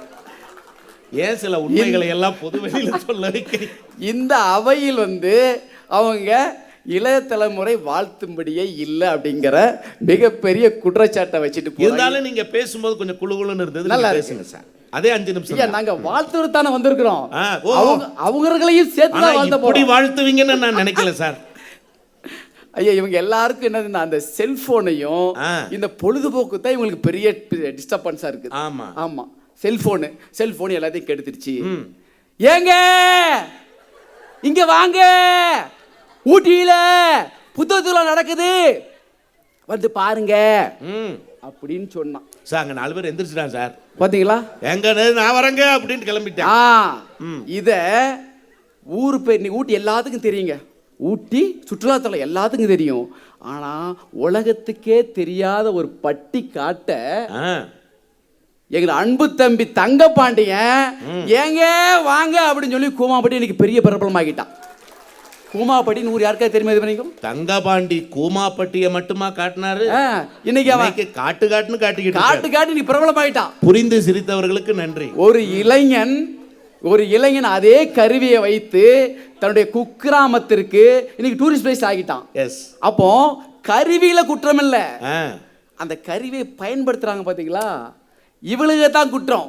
அந்த கருவியை பயன்படுத்தி எப்படின்னு சொல்லி கொடுக்குறா பாத்தீங்களா. கருவிகளை தப்பு சொல்லாதீங்க, கையாளுவதில் தவறு செய்கிற மனிதர்களின் பிழைகளை கருவிகளின் பிழையாக்காதீங்க. இவங்க இந்த இளைஞர்களுக்கு வழிகாட்டுறாங்களையா, இந்த வழிகாட்டக்கூடியவர் இளைஞர்கள் எல்லாம் இவங்க குற்றவாளிகளா இவங்க அவங்களெல்லாம் வருந்தும்படியா இருக்குன்னு. நான் என்ன சொல்றேன் குற்றச்சாட்டுறேன்னா, அவருக்கு வழி நடத்தக்கூடிய அந்த புதிய முது தலைமுறை இருக்காங்க இல்லையா, பெத்தவங்க, அவர்கள் தவறு மேல் கூட்டு சொல்றேன். ஐயா, நேத்து ஒரு பையன் இங்க வந்தான், இங்க வந்துட்டான், சீக்கிரம் வந்துருப்போன்னு சொல்லி நிகழ்ச்சிக்கு. அவன் என்ன பண்ணிட்டான், முதல் முறையா ஊட்டிக்கு வர்றவன் நேரம் இங்க மேடைக்கு வராம என்ன பண்ணிட்டான், ஒரு 1 hour தாமதமாட்டான். என்னப்பா தாமதம் வந்தேன் கேட்டேன். அவனுக்கு இந்த சேரிங் கேஸுக்கு ஒரு போர்டு இருக்குங்க, இந்த போர்டு வழிகாட்டு இருக்கு இல்லைங்க, ஃபிங்கர் போஸ்ட் மாதிரி கை காட்டி, இந்த கை காட்டி இந்த பக்கம் இல்லாம அந்த பக்கம் வச்சு விட்டானுவன். இவன் என்ன பண்ணிட்டான், அந்த பக்கம் தான் சேரிங் கிராஸ் இருக்குன்னு சொல்லிட்டு நேரம் 1:30 மணிக்கு சுத்தி இங்க வர்றான். இப்போ அவனுடைய குற்றமா கை காட்டி அந்த வழிகாட்டியுடைய குற்றமா? ஏன்றா பெற்றவர்கள் இந்த சமுதாயத்தை வழிநடத்தக்கூடியவர்கள் இன்னைக்கு சரியான வழி காட்டுறதில்லை. அவர்களுக்கு சரியான வழியை காட்டுறதுனால எங்கள் இளைய தலைமுறை இன்னும் மிகப்பெரிய சாதிப்பாங்க. இவங்க சொன்னாங்க பொழுதுபோக்கு சினிமானால கூலி படம் பார்த்து கேட்டாங்க. நடுவர்கள் அதே தீபாவளி என்று ஒரு அற்புதமான படம் வந்தது. தென்னாட்டு தேசத்தில வாழும் கூட்டம் வயலாடும் கூட்டம், கேட்டுக்கலாம் அந்த பாட்டு. மாரி செல்வராஜ் என்ற ஒரு இளைய தலைமுறை சேர்ந்த ஒரு அற்புதமான டைரக்டர் இந்த சமுதாயத்திற்கு சொல்லக்கூடிய மிகப்பெரிய அருமையான ஒரு படத்தை தயாரிச்சு இப்போ வரைக்கும் இந்த தியேட்டர்ல ஓடிக்கிட்டு இருக்குங்க. காலமாடன் என்ற பைசன், அருமையான கருத்து, சமுதாயத்துடைய ஒற்றுமையை, இந்த நாட்டில் நிலவக்கூடிய ஒரு அவலத்தை, ஜாதிய கொடுமையை எப்படியெல்லாம் இந்த இளைஞர்களுக்கு ஏற்படுகிற விளையாட்டு தாகமுள்ள ஒரு இளைஞன் எப்படியெல்லாம் எவ்வளவு கஷ்டம் வந்தாலும் போராட்டங்களை கடந்து வாழ்க்கையிலே ஜெயிக்கணும் அப்படிங்கிற சொல்லக்கூடிய அந்த இளைஞன் எடுத்த இளதரம் எடுத்த படம் அவங்களுக்கு கண்ணு தெரியாது. வீணான போய் என்னத்தை அந்த காலத்து படத்தை போய் பார்த்துட்டு இருப்பாங்க. ஸோ இப்படியா நல்ல படைப்புகள் திரைத்துறைந்து வந்துகிட்டு இருக்கு. திரைப்படங்கள்ல நல்ல படங்கள் வருது இல்லைங்க? வருது இல்லைங்க. உங்களை யாரு பார்க்க வேணாம்னு சொன்னா? ஏஆர் ரஹ்மான் ஒரு இளைய தலைமுறை நாங்க என்ன இருந்தாங்க. கண்ணையா கட்டி விட்டோம். நல்லா கேளுங்க. ஏஆர் ரஹ்மான் தான் அவர் ஆஸ்கார் அவார்டு வாங்கும்போது எங்கள் இளைய தலைமை சேர்ந்தவர் என்ன பண்ணா, எல்லா புகழும் இறைவனுக்கே என்று அன்னை தமிழை அரியணை ஏற்றி தமிழின் பெருமையை உலகமெல்லாம் பரவ செய்து வந்தார் இல்லையா? இளைய தலைமுறைக்கு இந்த மண்ணின் மீது அக்கறை இருக்கு, இந்த தேசத்தின் மீது அக்கறை இருக்கு, இந்த மானுடத்தின் மீது அக்கறை இருக்கு. இது மட்டும் வேணும் நீங்க சொல்லுங்க, பொழுதுபோக்கு துறையில் தானே, செல்போன்ல தானே அப்படிங்கிற முடியாது. மாரியப்பன் என்ற மாற்றுத்திறனாளி என் அன்பு இளைய தலைமுறை சேர்ந்தவர், சேலத்தை சேர்ந்தவர் தெரியுங்களா? விளையாட்டில் இந்தியாவிற்காக பதக்கங்களை அள்ளி கொண்டு வந்தார் மாரியப்பன். மாரியப்பன் இப்ப எடுத்துக்கோங்க. இன்னைக்கு கண்ணகி நகர் கார்த்திகானா இன்னைக்கு எல்லாருக்கும் தெரியாது இல்லை. ஒரு எளிய குடும்பத்தில் துப்புரவு தொழிலாளி மகளாக பிறந்து ஒரு ஒடுக்கப்பட்ட அந்த பகுதியில் வாழ்ந்து கொண்டு இன்னைக்கு தேசத்துடைய பெருமையை என்ற இளைய சமுதாயம் விளையாட்டில் கூட வாழ்த்தும்படியான ஒரு நிலையை ஏற்படுத்திருக்காங்கன்னா இவங்களுக்கு அதெல்லாம் கண்டுக்க தெரியாது. அவங்க ஓவரா செல்போனை பார்க்குறான், திரைப்படத்தை பார்க்குறான். இன்னொன்று இவங்க அம்மா சொன்னாங்க, இவங்க சொன்னாங்க கடுக்கம் போடுறாங்க. காமால கண்டவங்களுக்கு பார்க்கறதெல்லாம் மஞ்சள் கண்டிப்பாங்க ஐயா. அதாவது அற்புதமான ஒரு வெள்ளை பேப்பர் இருக்கு, ஒரு வெள்ளை போர்டு இருக்குது. அந்த வெள்ளை போர்டுல ஒரு சின்ன ஒரு புள்ளி இருக்கும். அவ்வளவு பெரிய வெள்ளை போர்டு அவங்களுக்கு பாராட்டும்படி தெரியாது. அதுல இவங்க நினைச்சா ஒரு ஓவியம் வரையலாம். ஆனா அந்த கரும்புள்ளியை தான் உட்காந்துட்டு அது என்ன கருப்பா இருக்குது எப்படிலாம் சொல்லக்கூடிய இவ குற்றமே கண்டுபிடிக்கக்கூடிய கண்களை உடையவர்களா இருக்கிறாங்க. அதெல்லாம் மட்டுமல்ல ஐயா, இப்போ நான் மாதிரி பண்ண சொன்னேன், கார்த்திகாவை சொன்னேன்.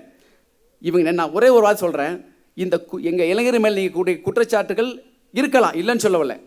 அவர் நான் பாராட்டும்படி தான் அவர்கள் பெருமையை கூட செயலை செஞ்சுக்கிட்டு இருக்காங்க. ஆனால் இவர் என்ன பண்ணா, பட்டுக்கோட்டை அழகாக சொல்லியிருப்பேன், யார் மேலே குற்றம் என்பது.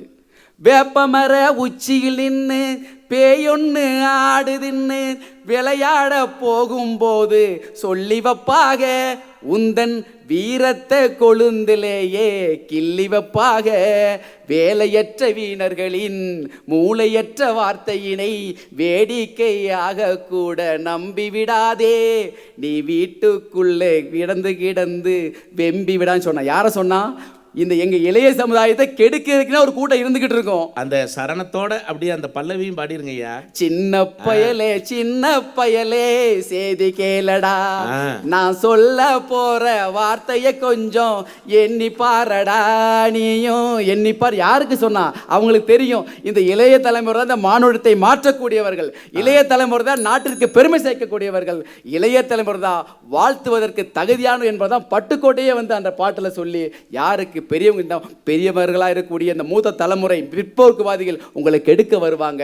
ஆனா கெட்டுறாதைகள் கெட்ட போகாதீர்கள் என்று ஒருவேளை நீங்கள் சொல்லுகின்ற எங்க இளைய தலைமுறை சொல்லக்கூடிய அவர்கள் குற்றஞ்சாட்ட இருந்தால் அதற்கு காரணம் பெரியவர்களே என்பதை சொல்லி நல்லதொரு வாய்ப்புக்கு நன்றி கூறி அமர்கிறேன். நன்றி, வணக்கம். திருவிளையாடல் படத்துல பாலையா வந்து பேசுற மாதிரி, ஏமநாத பாகவதர் பேசுற மாதிரி ஒரு வசனம் வரும்.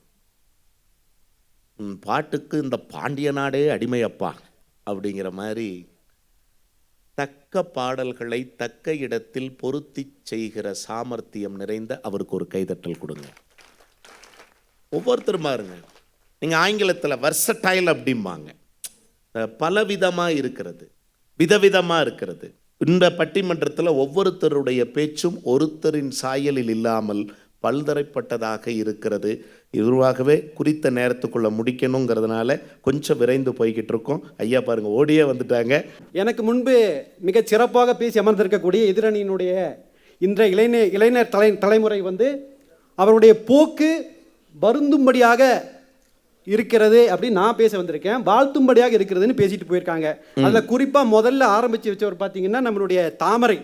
அவர் வந்து சுந்தர் பிச்சை சொன்னார், விவேகானந்தர் சொன்னார், அப்துல் கலாம் சொன்னார், அதுக்கு மேலே சொல்ல முடியல. அடுத்து பார்த்தீங்கன்னா நம்மளுடைய சுகுணன், ஏஆர் ரகுமான் சொன்னார். 4 பேர் ஆச்சுங்களா? நாங்கள் கேட்குறது என்னன்னு கேட்டிங்கன்னா, மெஜாரிட்டி இன்றைக்கு பெரும்பான்மையான இளைஞர் சமுதாயம் இன்றைய இளம் தலைமுறை எதை நோக்கி சென்று கொண்டு இருக்கிறது, இதுதான் என்னுடைய பாயிண்ட். சொல்றீங்க. மதுமிதா வந்து சொன்னாங்க, ஆடியன்ஸாக இருக்கிறவங்களாம் பாருங்கள், ஸ்டூடெண்ட்ஸ் தானே, வேறு வழி இல்லை, ஸ்கூல்லேருந்து கூப்பிட்டு வந்து உட்கார வச்சுட்டாங்க. ரைட், அப்படியாவது இந்த ஸ்கூல் லைஃப்ல இருந்தே ஒரு ரிலீஃப் கிடைச்சா போதும், அந்த இடத்துல தாங்க கொண்டு வந்து வச்சுருக்காங்க, வந்து உட்காந்துருக்காங்க. நடுவரில் எனக்கு இவங்களெல்லாம் பார்க்கும்பொழுது எனக்கு ஒரே ஒரு சம்பவம் தான் ஞாபகத்துக்கு வருது. ஒரு கோழி பண்ணையில் ஒரு 4 டிப்டாப் அதிகாரிகள் ஒரு நாள் வந்து ஆய்வுக்கு வந்திருக்காங்க. ஐயா, நீங்கள் கோழி எப்படியெல்லாம் பண்ணுறீங்க, இந்த கோழி எப்படி வளர்ப்பு, அதெல்லாம் தெரிஞ்சுக்கலான்னு வந்திருக்கோம், கொஞ்சம் சொல்லித்தரீங்களான்னு, வாங்க அப்படின்னு அந்த கோழி பண்ணை உரிமையாளர் அவரை அப்படியே அந்த 4 அதிகாரிகளையும் கூப்பிட்டு போயிருக்கார், 4 டிப்டாப் இருக்கிறவங்களையும். என்ன இந்த கோழிகளுக்கெல்லாம் என்ன மாதிரி தீவனங்கள்லாம் கொடுக்குறீங்க, என்ன பண்ணுறீங்க? ஐயா, நான் வந்து இந்த கோழிகளுக்கெல்லாம் முந்திரி, பாதாம், பிஸ்தா, அப்புறம் ட்ராகன் ஃப்ரூட் ஜூஸ் தான் கொடுப்பேன், அடுத்தது இந்த மினரல் வாட்டர் தான் கொடுப்பேன். சரி, வெரி குட். நாங்கள் வந்து வருமான வரித்துறையிலேருந்து வரோம், நீங்கள் வந்து இந்த கோழிகளுக்கெல்லாம் அதிகப்படியாக செலவு பண்ணியிருக்கீங்க, அதனால் நீங்கள் இவ்வளோ பணம் கட்டணும் டேக்ஸ் அப்படின்னு எழுதி கொடுத்துட்டு போயிட்டாங்க. ஒரு 4 நாள் கழிச்சதுங்க, வேற ஒரு 4 அதிகாரிகள் வந்தாங்க. நாங்கள் உங்கள் கோழி பண்ணையை சுற்றி பார்க்கலான்னு வந்திருக்கோம், எந்த டிபார்ட்மெண்ட்னு சொல்லலை. இவருக்கு உரிமையாளருக்கு ஒரே சாக்கா போச்சு. சரி, சமாளிப்போன்னு சொல்லிட்டு இந்த கோழிகளுக்கெல்லாம் என்ன பண்ணுறீங்க, என்ன தீவனம் கொடுக்குறீங்க, என்ன பண்ணுறீங்கன்னு கேட்டாங்க. அவன் கேட்டதும் அந்த உரிமையாளர் சொல்கிறாரு, ஐயா, இந்த கோழிகளுக்கு நான் தீவனமாக எதுவுமே போடுறதில்லை, பச்சை தண்ணி கூட கொடுக்கறதில்ல, அதுவாக ஏதாவது சாப்பிட்டுட்டு வரும் அப்படின்னு சொன்னார். அதுக்கு அந்த அதிகாரிகள் சொன்னாங்க, நாங்கள் வந்து பறவைகள் நல வாரியத்திலேருந்து வரோம், நீங்கள் வந்து இந்த பறவைகளை வந்து கொடுமைப்படுத்துகிறீங்க, அதனால் வந்து உங்களுக்கு வந்து ஃபைன் போட்டிருக்கேன், அபராதம் வச்சுருக்கேன், ஃபைன் கட்டுங்கன்னு சொல்லிட்டு போயிட்டாங்க. மறுபடியும் ஒரு 4 நாள் கழிச்சது வேறொரு 4 பேர் வந்தாங்க. அதே கேள்வி, கோழிகள்லாம் எப்படி வளர்த்துறீங்க, எப்படி அப்படின்னு கேட்டாங்க.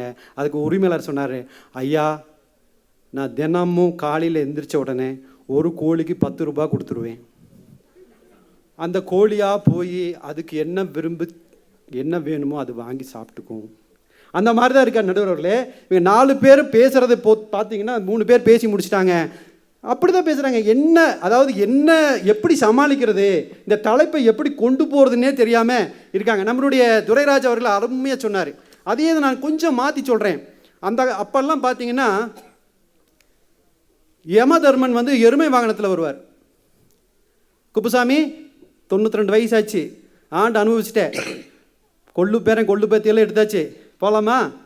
ஆமாங்க, என்னால் இப்போ முடியல, முன்ன போல முடியல, வந்துடுறையா அப்படின்னு பாசகர் போட்டு இழுத்துட்டு போயிடுவாருங்க. இப்போ யமதர்மன் வந்து தன்னுடைய வாகனத்தை மாற்றிட்டாருங்க. ஆமாம், இந்த எருமை மாதிரியே ஒரு பைக் இருக்கும் பாருங்க, இந்த பின்னாடி இந்த சீட்டு வந்து மேலே அப்படி தூக்குன மாதிரி இருக்கும், இந்த எருமைக்கு திமிழில் மேலே ஏறி இருப்பாங்க. அதே மாதிரி அது எருமை மாடு மாதிரி இருக்காது. சரிங்க, காட்டெருமை ஆக மொத்தம் எருமை வருது இல்லைங்களா, காட்டெருமை, ரைட்டுங்களா? ஏறி உட்காந்துறாங்க. நம்ம நடுவர் சொன்னாரா, நம்ம தலைவர் துரைராஜ் சொன்னார், 100ல் போகிறான், 120ல் போகிறான், கடைசியில் 108 வருது, அள்ளிட்டு போகுது. இப்போ கடைசி அப்படி 120ல் அவன் எங்கே தான் போகிறான்னு அவங்க அவங்க இப்போ விசாரணையில் என்ன சொல்கிறாங்கன்னா 10 மணிக்கு கடை சாத்திடுவாங்களாம். என்னங்க, 10 மணிக்கு கடை சாத்திடுவாங்க. கடைனா அது விளக்கமாக சொல்ல முடியாதுங்க, ஏன்னா நம்ம பெரும்பான்மையானவங்க வந்து பள்ளி மாணாக்கர்களாக இருக்கிறதுனால. நான் ஒன்று தெரிஞ்சுக்குங்க, நான் ஒரு ஊர்கிட்ட கேட்டேன், ஒருத்தர் கடைனா கடை தான் சார், நீங்கள் எந்த ஊரில் போய் கடை எங்கே இருக்குன்னு கேளுங்க, குடிக்கிறவனாக இருந்தால் நேராக கூட்டிகிட்டே போயிடுவான், குடிக்கிறவன் இருந்தால் கரெக்டாக டைவர்ட் பண்ணுவான். என்ன நடக்குதுன்னு தெரியல. நடுவர்களே, அப்புறம் இன்றைக்கு நம்ம பெரும்பான்மையாக மாணவர்களாக இருக்கிறதுனால, ஏன்னா நேரத்தினுடைய அருமையை கருதி இந்த மாணவர்களுடைய சம்பவம் இப்போ அவங்க படிக்கிற இடத்துல வந்து ஆசிரியர்களை கேள்வி கேட்க தொடங்கிட்டாங்க. ஒருத்தர் மாணவர்கள் ஆசிரியர்களை பார்த்து கேட்டாங்க, பிறப்பு ஒரு முறை, ஆமாம், இறப்பு ஒரு முறை, சரியா சார்? ஆமாம். அப்புறம் ஏன் சார் எங்களுக்கு எப்போதுமே ரெகுலராக டெஸ்ட்டாக வைக்கிறீங்க, எக்ஸாமாக வைக்கிறீங்க? முடியல நடுவர்களே. அவர் சார் சொன்னது புரிஞ்சதாடா? பிறக்கிறது ஒரு முறை தான், birth 1 time, death 1 time, exam மட்டும் எதுக்கு ஹவு மெனி டைம்ஸ்? வா, நன்றிடா தங்கங்களா. நிறைவாக இன்னொன்று நீ சந்தோஷமா இருக்கிறதுக்கு இன்னொன்று சொல்லட்டுமா? தமிழுக்கு ஒரு டீச்சர், இங்கிலீஷ்க்கு ஒரு டீச்சர், சயின்ஸ்க்கு ஒரு டீச்சர், மேக்ஸ்க்கு ஒரு டீச்சர், ஒவ்வொரு சப்ஜெக்ட்டுக்கும் தனித்தனி டீச்சர், ஆனால் எல்லா சப்ஜெக்டையும் நீங்கள் ஒருத்தராக தான் படிக்கிறீங்க.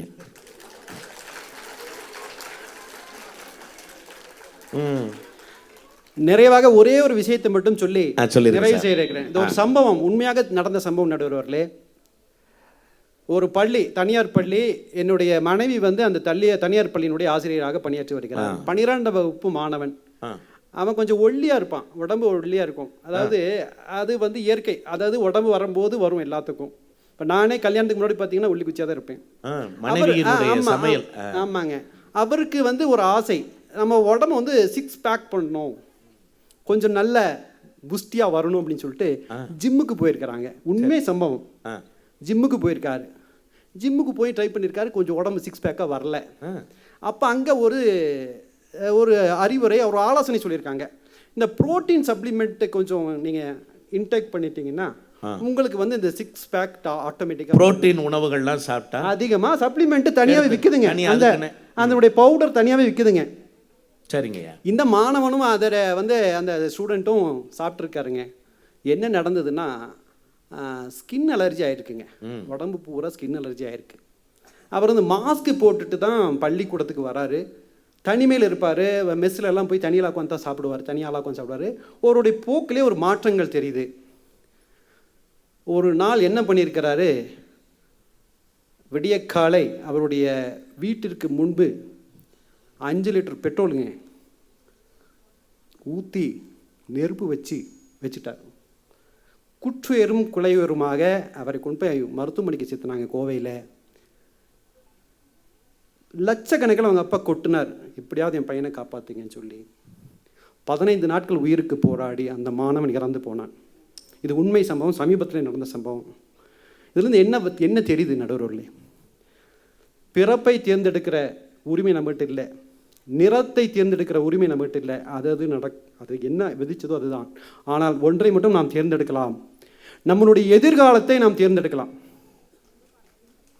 நம்மளுடைய எதிர்காலத்தை நாம் தேர்ந்தெடுக்கலாம்.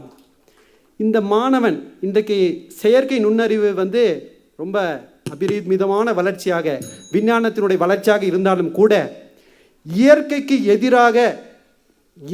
எதிராக எது செய்தாலும் அதில் வந்து நம்ம வெற்றி அடைய முடியாது. பெரியதாக யோசியுங்கள், சிறியதாக துவங்குங்கள், ஒரே நாளில் உயர்ந்து விட முடியாது என்று கூறி,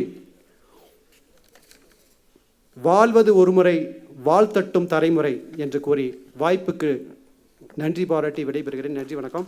அதாவது ஒரு விஷயம் என்ன கேட்டிங்கன்னா, நிறைய கவிதைகள், நிறைய ஜோக்கு, நிறைய எழுதி நான் ப்ரிப்பேர் பண்ணிட்டு வந்தேன். ஏன்னா இல்லைங்க, அது ரைட்டுங்க ஐயா, எவ்வளவு சீக்கிரம் என்னால் எவ்வளவு முடியுமோ, ஏன்னா இருக்கிற ஆடியன்ஸ் எந்திரிச்சு போயிடக்கூடாது இல்லைங்களா? ஒவ்வொருத்தரா போகிறாங்க, ஏதோ அவசரமாக போவாங்க. மிக்க நன்றி அவர்கள். ஆனால் ஐயாவுக்கு ஒரு நல்ல கைதட்டல் கொடுங்க. அவர் உண்மையிலுமே ஒரு பயிற்சியாளருக்கே உரிய அந்த தன்மையோடு பேசிய ஐயா நகராஜ் ஐயா அவர்களுக்கு இந்த மன்றம் வாழ்த்துக்களை தெரிவித்துக் கொள்கிறது. ஐயா, நான்லாம் டைரி அங்கேயே வச்சுட்டேன். நான் உண்மை எழுதின டைரி உள்ளே இருக்கு, ரூம்குள்ளேயே வச்சுட்டேன், க்ரீன் ரூம்குள்ளேயே வச்சுட்டு வந்துட்டேன். ஏன்னா இங்கே நேரச்சூழல் எனக்கு உண்மையிலுமே அவ்வளவு. இங்கே பாருங்கன்னு இன்னொரு 10 நிமிஷத்துக்குள்ளே முடிச்சிடும். சரியா? நான் பார்த்துக்கிறேன், ஒன்றும் பிரச்சனை இல்லை. பதறாமல் நம்ம எல்லோரும் வீட்டுக்கு போகிறோம். சரியா? அதனால் ஒன்றும் பிரச்சனை இல்லை. ஆசிரியைகளும் அருள் கூர்ந்து ஒரு 10, ஏன்னா வெறும் நாற்காலிகளை பார்த்து கிழக்கே அமர்ந்திருக்கிற நாற்காலியே அப்படின்னு பேச முடியாது. நான் பேசி பழக்கம் இருக்குது, ஆளே இல்லாமல் அரை மணி நேரம் பேசுவேன் நான்லாம். அப்படி பேசி வளர்ந்த ஆளியா நான், உண்மையா? அது நான் என்னோடய தீர்ப்பில் நான் சொல்கிறேன். இப்போது நேரத்தின் அருமை கருதி அடுத்து நாகராஜ் சாருடைய பேச்சுக்கு பதிலாக வாழ்த்தும்படி தான் இருக்கிறது என்று பேசுவதற்காக ஆகச்சிறந்த கதை சொல்லியாக இந்த மாவட்டத்திற்கு கிடைத்திருக்கக்கூடியவர் சிறந்த கலை ஆசிரியர் திருமதி நிர்மலா அவர்களை அருள் கூர்ந்து உங்கள் கைதட்டலோடு அழைக்கிறேன்.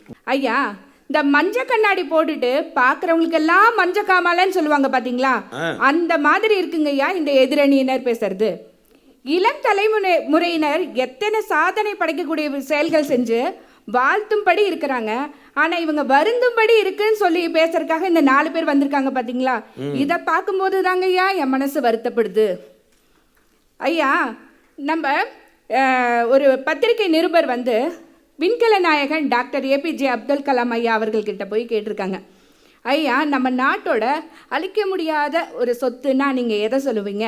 விலை மதிக்க முடியாத ஒரு சொத்துன்னா நீங்கள் எதை சொல்லுவீங்க அப்படின்னு கேட்டிருக்காங்க. அதுக்கு நம்ம ஐயா என்ன சொல்லியிருக்காங்க தெரியுமா?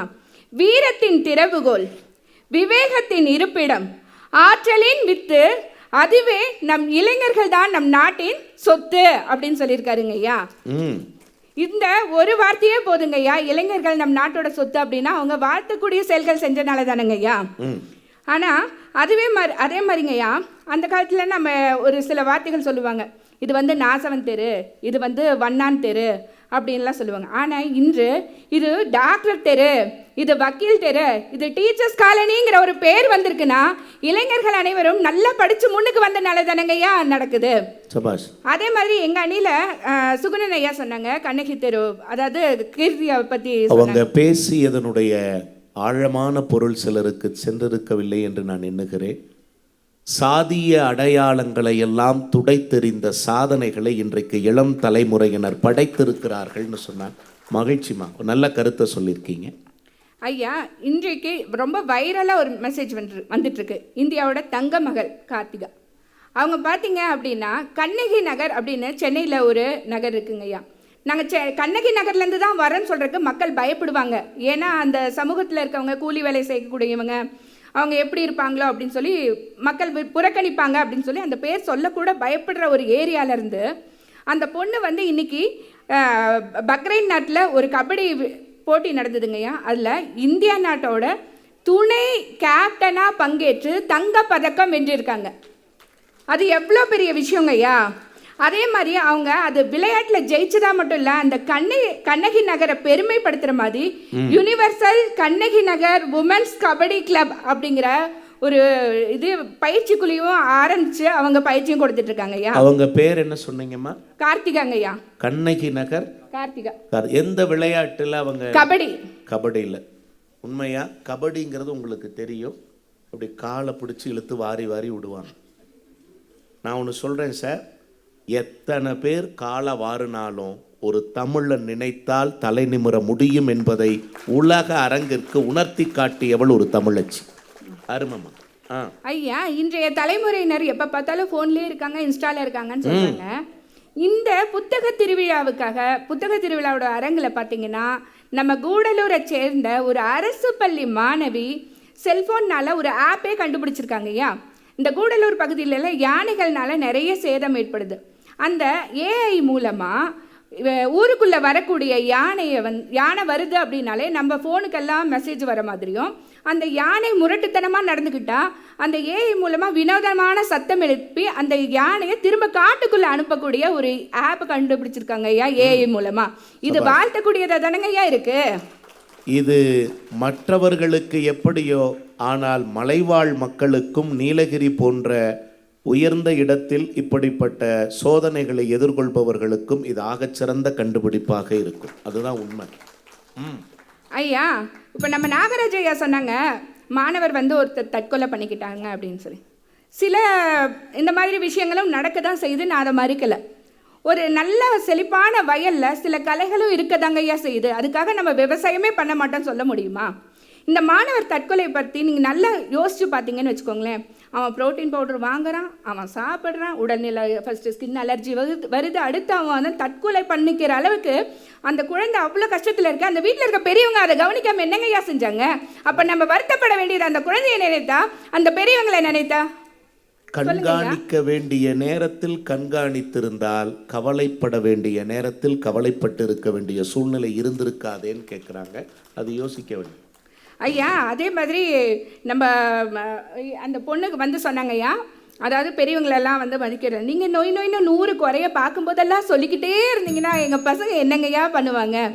இன்றைய இளைய தலைமுறையினர் ரொம்ப ஹாப்பியாக அச்சீவ்மெண்ட் பண்ணிட்டு நிறைய விஷயங்கள் வாழ்த்தும்படி பண்ணுறாங்க அப்படின்னா, மதிக்கிறவங்கள ஹார்ட்லேயும் மதிக்காதவங்கள மியூட்லேயும் வச்சுட்டு க்யூட்டாக நம்ம எல்லாம் வாழ்த்துற மாதிரி வாழ்ந்துட்டு போகிறாங்க ஐயா. ட்விங்கிள் ட்விங்கிள் லிட்டில் ஸ்டாரு, இங்கே இளைய தலைமுறையினர் தான் சூப்பர் ஸ்டாருன்னு சொல்லி எனது ஒரே நிறைவு செய்கின்றேன். நன்றி, வணக்கம்.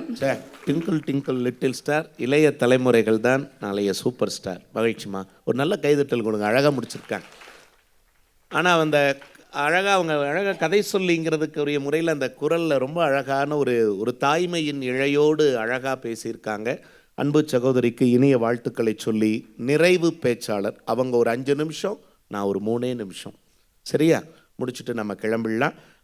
நிறைவு பேச்சாளராக வருகை தர இருக்கிறவர் உற்ற நேரத்தில் ஆபத் பாந்தவனாக இன்றைக்கு வரக்கூடிய ஒரு பேச்சாளர் வர முடியாத ஒரு சூழ்நிலையாக இருந்தாலும் நான் வரேன் சார் நல்ல பேச்ச அப்படின்னு சொல்றதுக்கு ஓய்வு பெற்ற தலைமை ஆசிரியை நம்முடைய உதகை வாசகர் வட்டத்தினுடைய தலைமை பொறுப்பிலே இருக்கக்கூடிய மரியாதைக்குரிய அம்மா திருமதி அமுதவள்ளி அவர்கள் உங்கள் கைதட்டலோடு வருந்தும்படி உள்ளதே என்று தன் நிறைவு பேச்சினை வழங்க வருகிறார். அனைவருக்கும் இனிய தமிழ் வணக்கம். இன்றைய இளம் தலைமுறையினரின் அணுகுமுறை, நடந்து கொள்ளக்கூடிய முறை வரவேற்புக்கு உரியதா அல்லது வருந்தக்கூடிய நிலைக்கு உரியதா என்று இந்த நிலையில் இங்கு அமர்ந்திருக்கக்கூடிய எதிரணியை சார்ந்திருக்கக்கூடியவர்களை பார்க்கின்ற பொழுது எனக்கு மிகுந்த வருத்தமாக இருக்கின்றது. இங்கு பாடல் பாடுகின்றார்கள், கதையை சொல்லுகின்றார்கள், கட்டுரையை சொல்லுகின்றார்கள். அது எந்த காலத்தில் ஐயா நடந்தது? இந்த காலத்திலா? நிகழ்காலத்தில் நடந்து கொண்டிருக்கின்றது. இன்றைய தலைமுறையை பார்க்கின்ற பொழுது பொது இடங்களில் வெளியிடங்களில் நாம் தலை குனியக்கூடிய ஒரு நிலைதான் காணப்படுகின்றதே தவிர தலை நிமிர்ந்து கைத்தட்டி கொள்ளக்கூடிய நிலை மிகவும் அருகே காணப்படுகின்றது. இங்கு நம்முடைய சுகுணன் ஐயா பாடுகின்றார் பாடல். என்ன சார் பாட்டு பாடுறீங்க? நீங்கள் பாடக்கூடிய பாடல் பாடிய காலம் எது என்பதை எங்களுக்கு சொல்லுவீர்களா? கருப்பு வெள்ளை காலம். அந்த காலத்தில் அப்படிப்பட்ட தலைமுறை இருந்திருக்கலாம். நிகழ்கால நிஜம் என்ன? அதனை நாம் ஆராய்ந்து பார்க்கின்ற பொழுது மனம் நொந்து போகின்றது. பெற்றோர்கள் கண்களிலே கண்ணீர் வடிகின்றது. ஒரு மேல்நிலை பள்ளியின் தலைமை ஆசிரியை, ஒரு மேல்நிலை பள்ளியின் ஆசிரியை என்ற நிலையில் நான் ஆயிரக்கணக்கான சம்பவங்களை எதிர்கொண்டிருக்கின்றேன். சிலவற்றுக்கு மட்டுமே பெருமை பாராட்டி இந்நாட்டில் மட்டுமல்ல அயல் நாட்டிலும் கூட நான் அந்த கருத்துக்களை பகிர்ந்து கொண்டிருக்கின்றேன். ஆனால் தலை குனிந்து ஒரு தலைமை ஆசிரியர் என்ற நிலையில் கண்ணீர் வடித்த நிலைகளை என்னுடைய பள்ளியோடு மட்டுமே நான் நிறுத்தி இருக்கின்றேன். இப்படி இன்றைய இளம் தலைமுறை நடந்து கொள்கின்றது. ஒரு எடுத்துக்காட்டை மட்டும் நான் இங்கு உங்களிடத்தில் பகிர்ந்து கொள்ள விரும்புகின்றேன். நேரம் மிகவும் கணிசமாக இருக்கின்றது. ஒரு தந்தை தலைமை ஆசிரியர் அறைக்கு வருகின்றார். மிகுந்த கண்ணீரோடு இருக்கின்றார்.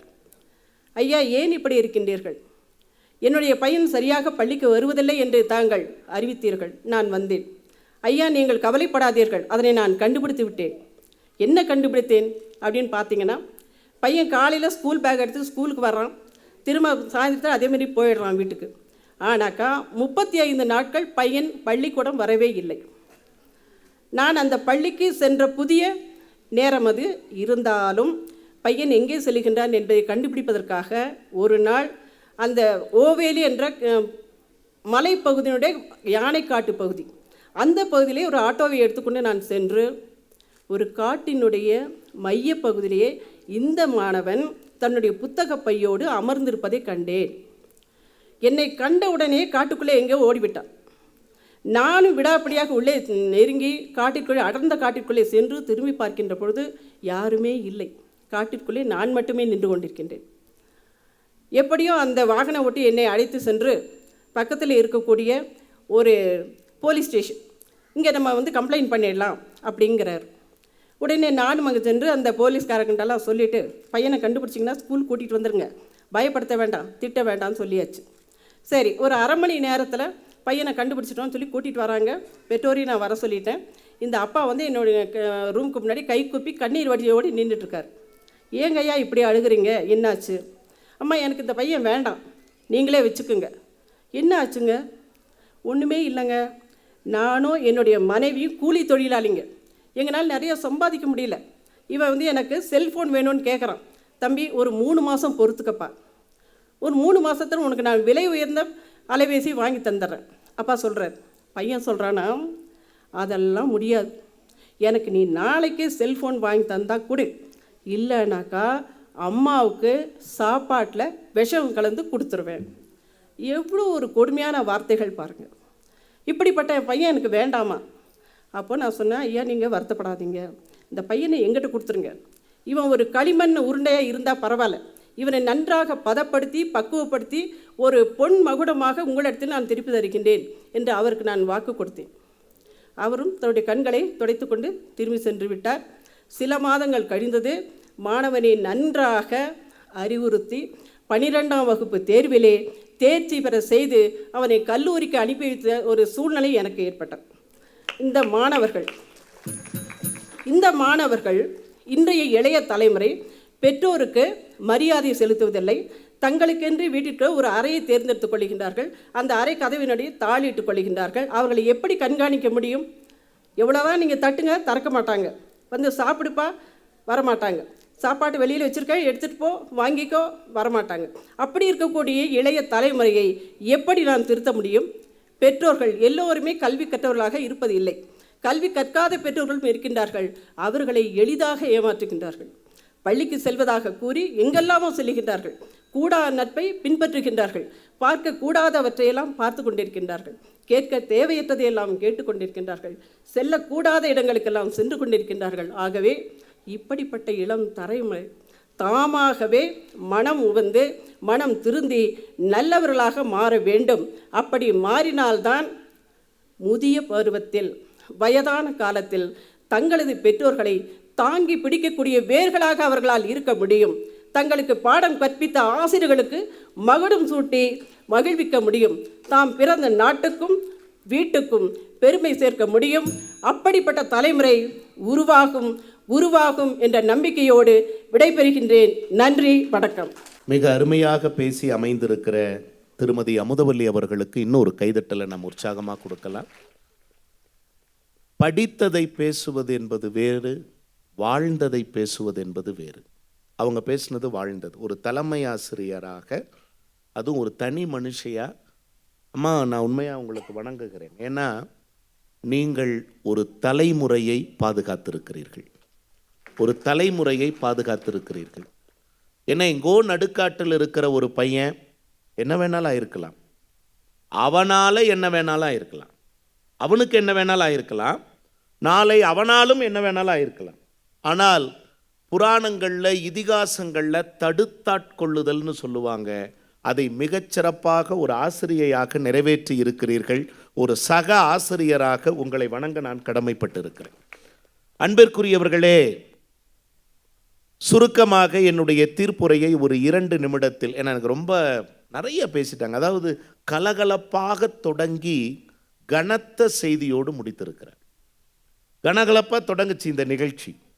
நான் ஒரு 2 செய்தியை மட்டும் சொல்லி தீர்ப்பு நீங்களே முடிவு பண்ணல. இப்போ நேரத்தின் அருமை கருதி இந்த புத்தக திருவிழாவிலே நடைபெற்று கொண்டிருக்கிற இந்த பாங்கரி பட்டிமன்றத்தினுடைய தீர்ப்பினை வருகின்ற 5வது புத்தக திருவிழாவிலே சொல்லுவதாக நான் ஒத்திவைக்கிறேன். நன்றி, வணக்கம் அப்படின்னு எழுந்து போயிட்டேன்னு வைங்களேன், நான் வெளியில் போக முடியாது. ஏதாவது ஒன்று சொல்லணும். எனக்கு நண்பர் நீயா நானா கோபிநாத் அவர்களிடத்திலே கூட நான் ஒரு வார்த்தை சொல்லுவதுண்டு. நீங்கள் நல்ல வாதங்களை செய்கிறீர்கள், இரு தரப்பினருக்கிடையே வாதங்களை செய்கிறீர்கள். ஆனால் வாதத்திற்கு தீர்வு என்று ஒன்று சொல்ல வேண்டும். இங்கு தீர்ப்புகள் தேவையில்லை. புத்தக திருவிழா பட்டிமன்ற மேடையில் நான் தீர்ப்பு சொல்ல போவதில்லை, ஒரு தீர்வு சொல்லலாம் என நினைக்கிறேன். ஏனால் தீர்ப்புகள் மாறலாம், தீர்வுகள் வழிகாட்டும். தீர்ப்புகள் மாறலாம், தீர்வுகள் வழிகாட்டும். நாளை இதே இடத்தில் நாளை ஆண்டு ஏதோ ஒரு நடுவர், ஏதோ ஒரு அறிஞர், ஏதோ ஒரு பேச்சாளர் பேசலாம். ஆனால் ஒரு முறை வந்தாரே அவர் சொன்ன கருத்து என்று நீங்கள் ஒன்றும் இல்லைம்மா. நீங்கள் புத்தக திருவிழாக்களில் நான் சொல்கிற ஒரே வார்த்தை, இங்கே இருக்கக்கூடிய பெருமக்கள் எல்லாம் உங்கள் மனம் என்னும் நிலத்தில் தூவுகிற வேலையை செய்யவில்லை, விதைக்கின்ற வேலையை செய்து கொண்டிருக்கிறார்கள். மறந்துடாதீங்க. ஏன்னா தூவுறது எல்லாமே முளைக்குமா சொல்ல முடியாது. ஆனால் விதைப்பதில் பெரும்பான்மையான விதைகள் முளைக்கும் என்பதுதான் உண்மை. ரொம்ப அருமையா இதற்காக பாடுபட்ட அத்தனை பேருக்கும் மீண்டும் என் நன்றிகளை சொல்லி வாழ்த்தும்படி இருக்கிறதா, வருந்தும்படி இருக்கிறதா? கூட்டம் குறைவாக இருக்குன்னு கொஞ்சம் யோசிக்காதீங்க சார் அப்படின்னு என்னை கூட்டிகிட்டு வந்தவங்க சொன்னாங்க. ஒன்று சொல்கிறேன், எண்ணிக்கையில் அதிகமானவர்கள் முன்னிலையில் பேசுவதை விட எண்ணங்களில் வலிமையானவர்கள் முன்னிலையில் பேசுவதுதான் சிறப்பு. ஒரு எவ்வளோ கேட்குறீங்க? சின்ன குழந்தை உள்வாங்குதுமா ஒரு விஷயத்தை. ஒரு ஆசிரியைக்கு இதை விட என்ன பெருமை வேணும்? நீங்கள் வகுப்பறைக்குள் கற்றுக் கொடுக்கக்கூடிய ஒன்றை வெளி உலக சூழ்நிலையில் கற்றுக்கொள்வதற்கான வாய்ப்பை இன்றைக்கு புத்தக திருவிழா மேடை அவர்களுக்கு வழங்கி இருக்கிறது. யோசித்து பாருங்கள். எனக்கு அந்த பாப்பா சொன்னாங்க, அந்த ஏஐ அந்த ஒரு வார்த்தை கூட சொன்னாங்க. ஏஐ தொழில்நுட்பம் நீங்கள் ஒரு 8 ஆண்டுகளுக்கு மேல் இருக்கும் என நான் நினைக்கிறேன். கோவையில் ஆட்சியர் கூட்டம் கருத்தரங்கம், ஆட்சியர் வளாகத்தில் கருத்தரங்கம் கூட்டம். எதுக்காக அப்படின்னா இதே சப்ஜெக்ட். மேற்கு தொடர்ச்சி மலையிலிருந்து யானைகள் அப்படியே பாரதியார் பல்கலைக்கழகம் அந்த பக்கத்தில் இருக்கிற ஊருக்குள்ளையெல்லாம் வந்துடுது. ஹாஸ்டலுக்குள்ளேயெல்லாம் எட்டி பார்த்து என்ன மெனு, அதே சாம்பாரா அப்படின்ட்டுலாம் போகுது. இதுக்கு ஒரு தீர்வே இல்லையா அப்படிங்கிற மாதிரி அதுக்கு என்ன பண்ணலாம், இது எப்படி நம்ம ப்ரொடெக்ட் பண்ணுறது, அதுக்கு அவங்க கருத்துக்களை சொல்லுங்கன்னு கருத்து கேட்டாங்க. அதில் ஒரு கருத்தாளராக நானும் போயிருந்தேன். இந்த செய்தியை சொன்னவர் யார் தெரியுங்களா? மதிப்புக்குரிய ஓசை அமைப்பினுடைய நிறுவனர் காளிதாசன் அவர்கள். உங்களுக்கெல்லாம் தெரிஞ்சிருக்கும் அவரை. சார் அந்த இதில் எல்லாரும் சொன்னாங்க அதை அப்படி பண்ணணும், இது அப்படி பண்ணணும், இது அப்படி பண்ணணும்னு. ஒரு 7ஆம் வகுப்பு படிக்கக்கூடிய மாணவி, 7ஆம் வகுப்பு படிக்கிற பிள்ளைக்கு எவ்வளோங்க சார் வயசு இருக்கும்? 12 வயசு இருக்கும். அந்த பிள்ளை நான் ஒன்று சொல்லலாமா சார்? எல்லா பார்வையும் அந்த குழந்தை மேலே போகுது. இந்த குழந்தை என்ன சொல்ல போறா? எல்லாருக்கும் தெரியாததையா நீ சொல்லிட போற? சார், குழந்தைகள் ஏதாவது சொல்ல வந்தால் கொஞ்சம் ஊன் கொடுத்து கேளுங்க. உனக்கு என்ன தெரியும்? உட்காரு. உனக்கு என்ன தெரியும்? உட்காரு. பையன் அப்பா அம்மா சாப்பிட்டுக்கிட்டே இருக்காங்க. அப்பா சாப்பிட்டுட்டே இருக்க, அப்பா வாயை மூடிட்டு சாப்பிட்றேன். சோறு திங்கும் போது வாயை திறக்காதுன்னு சொல்லியிருக்கேன்ல. அப்பா சாப்பிட்றைய மண்டை உடைக்கட்டுமா?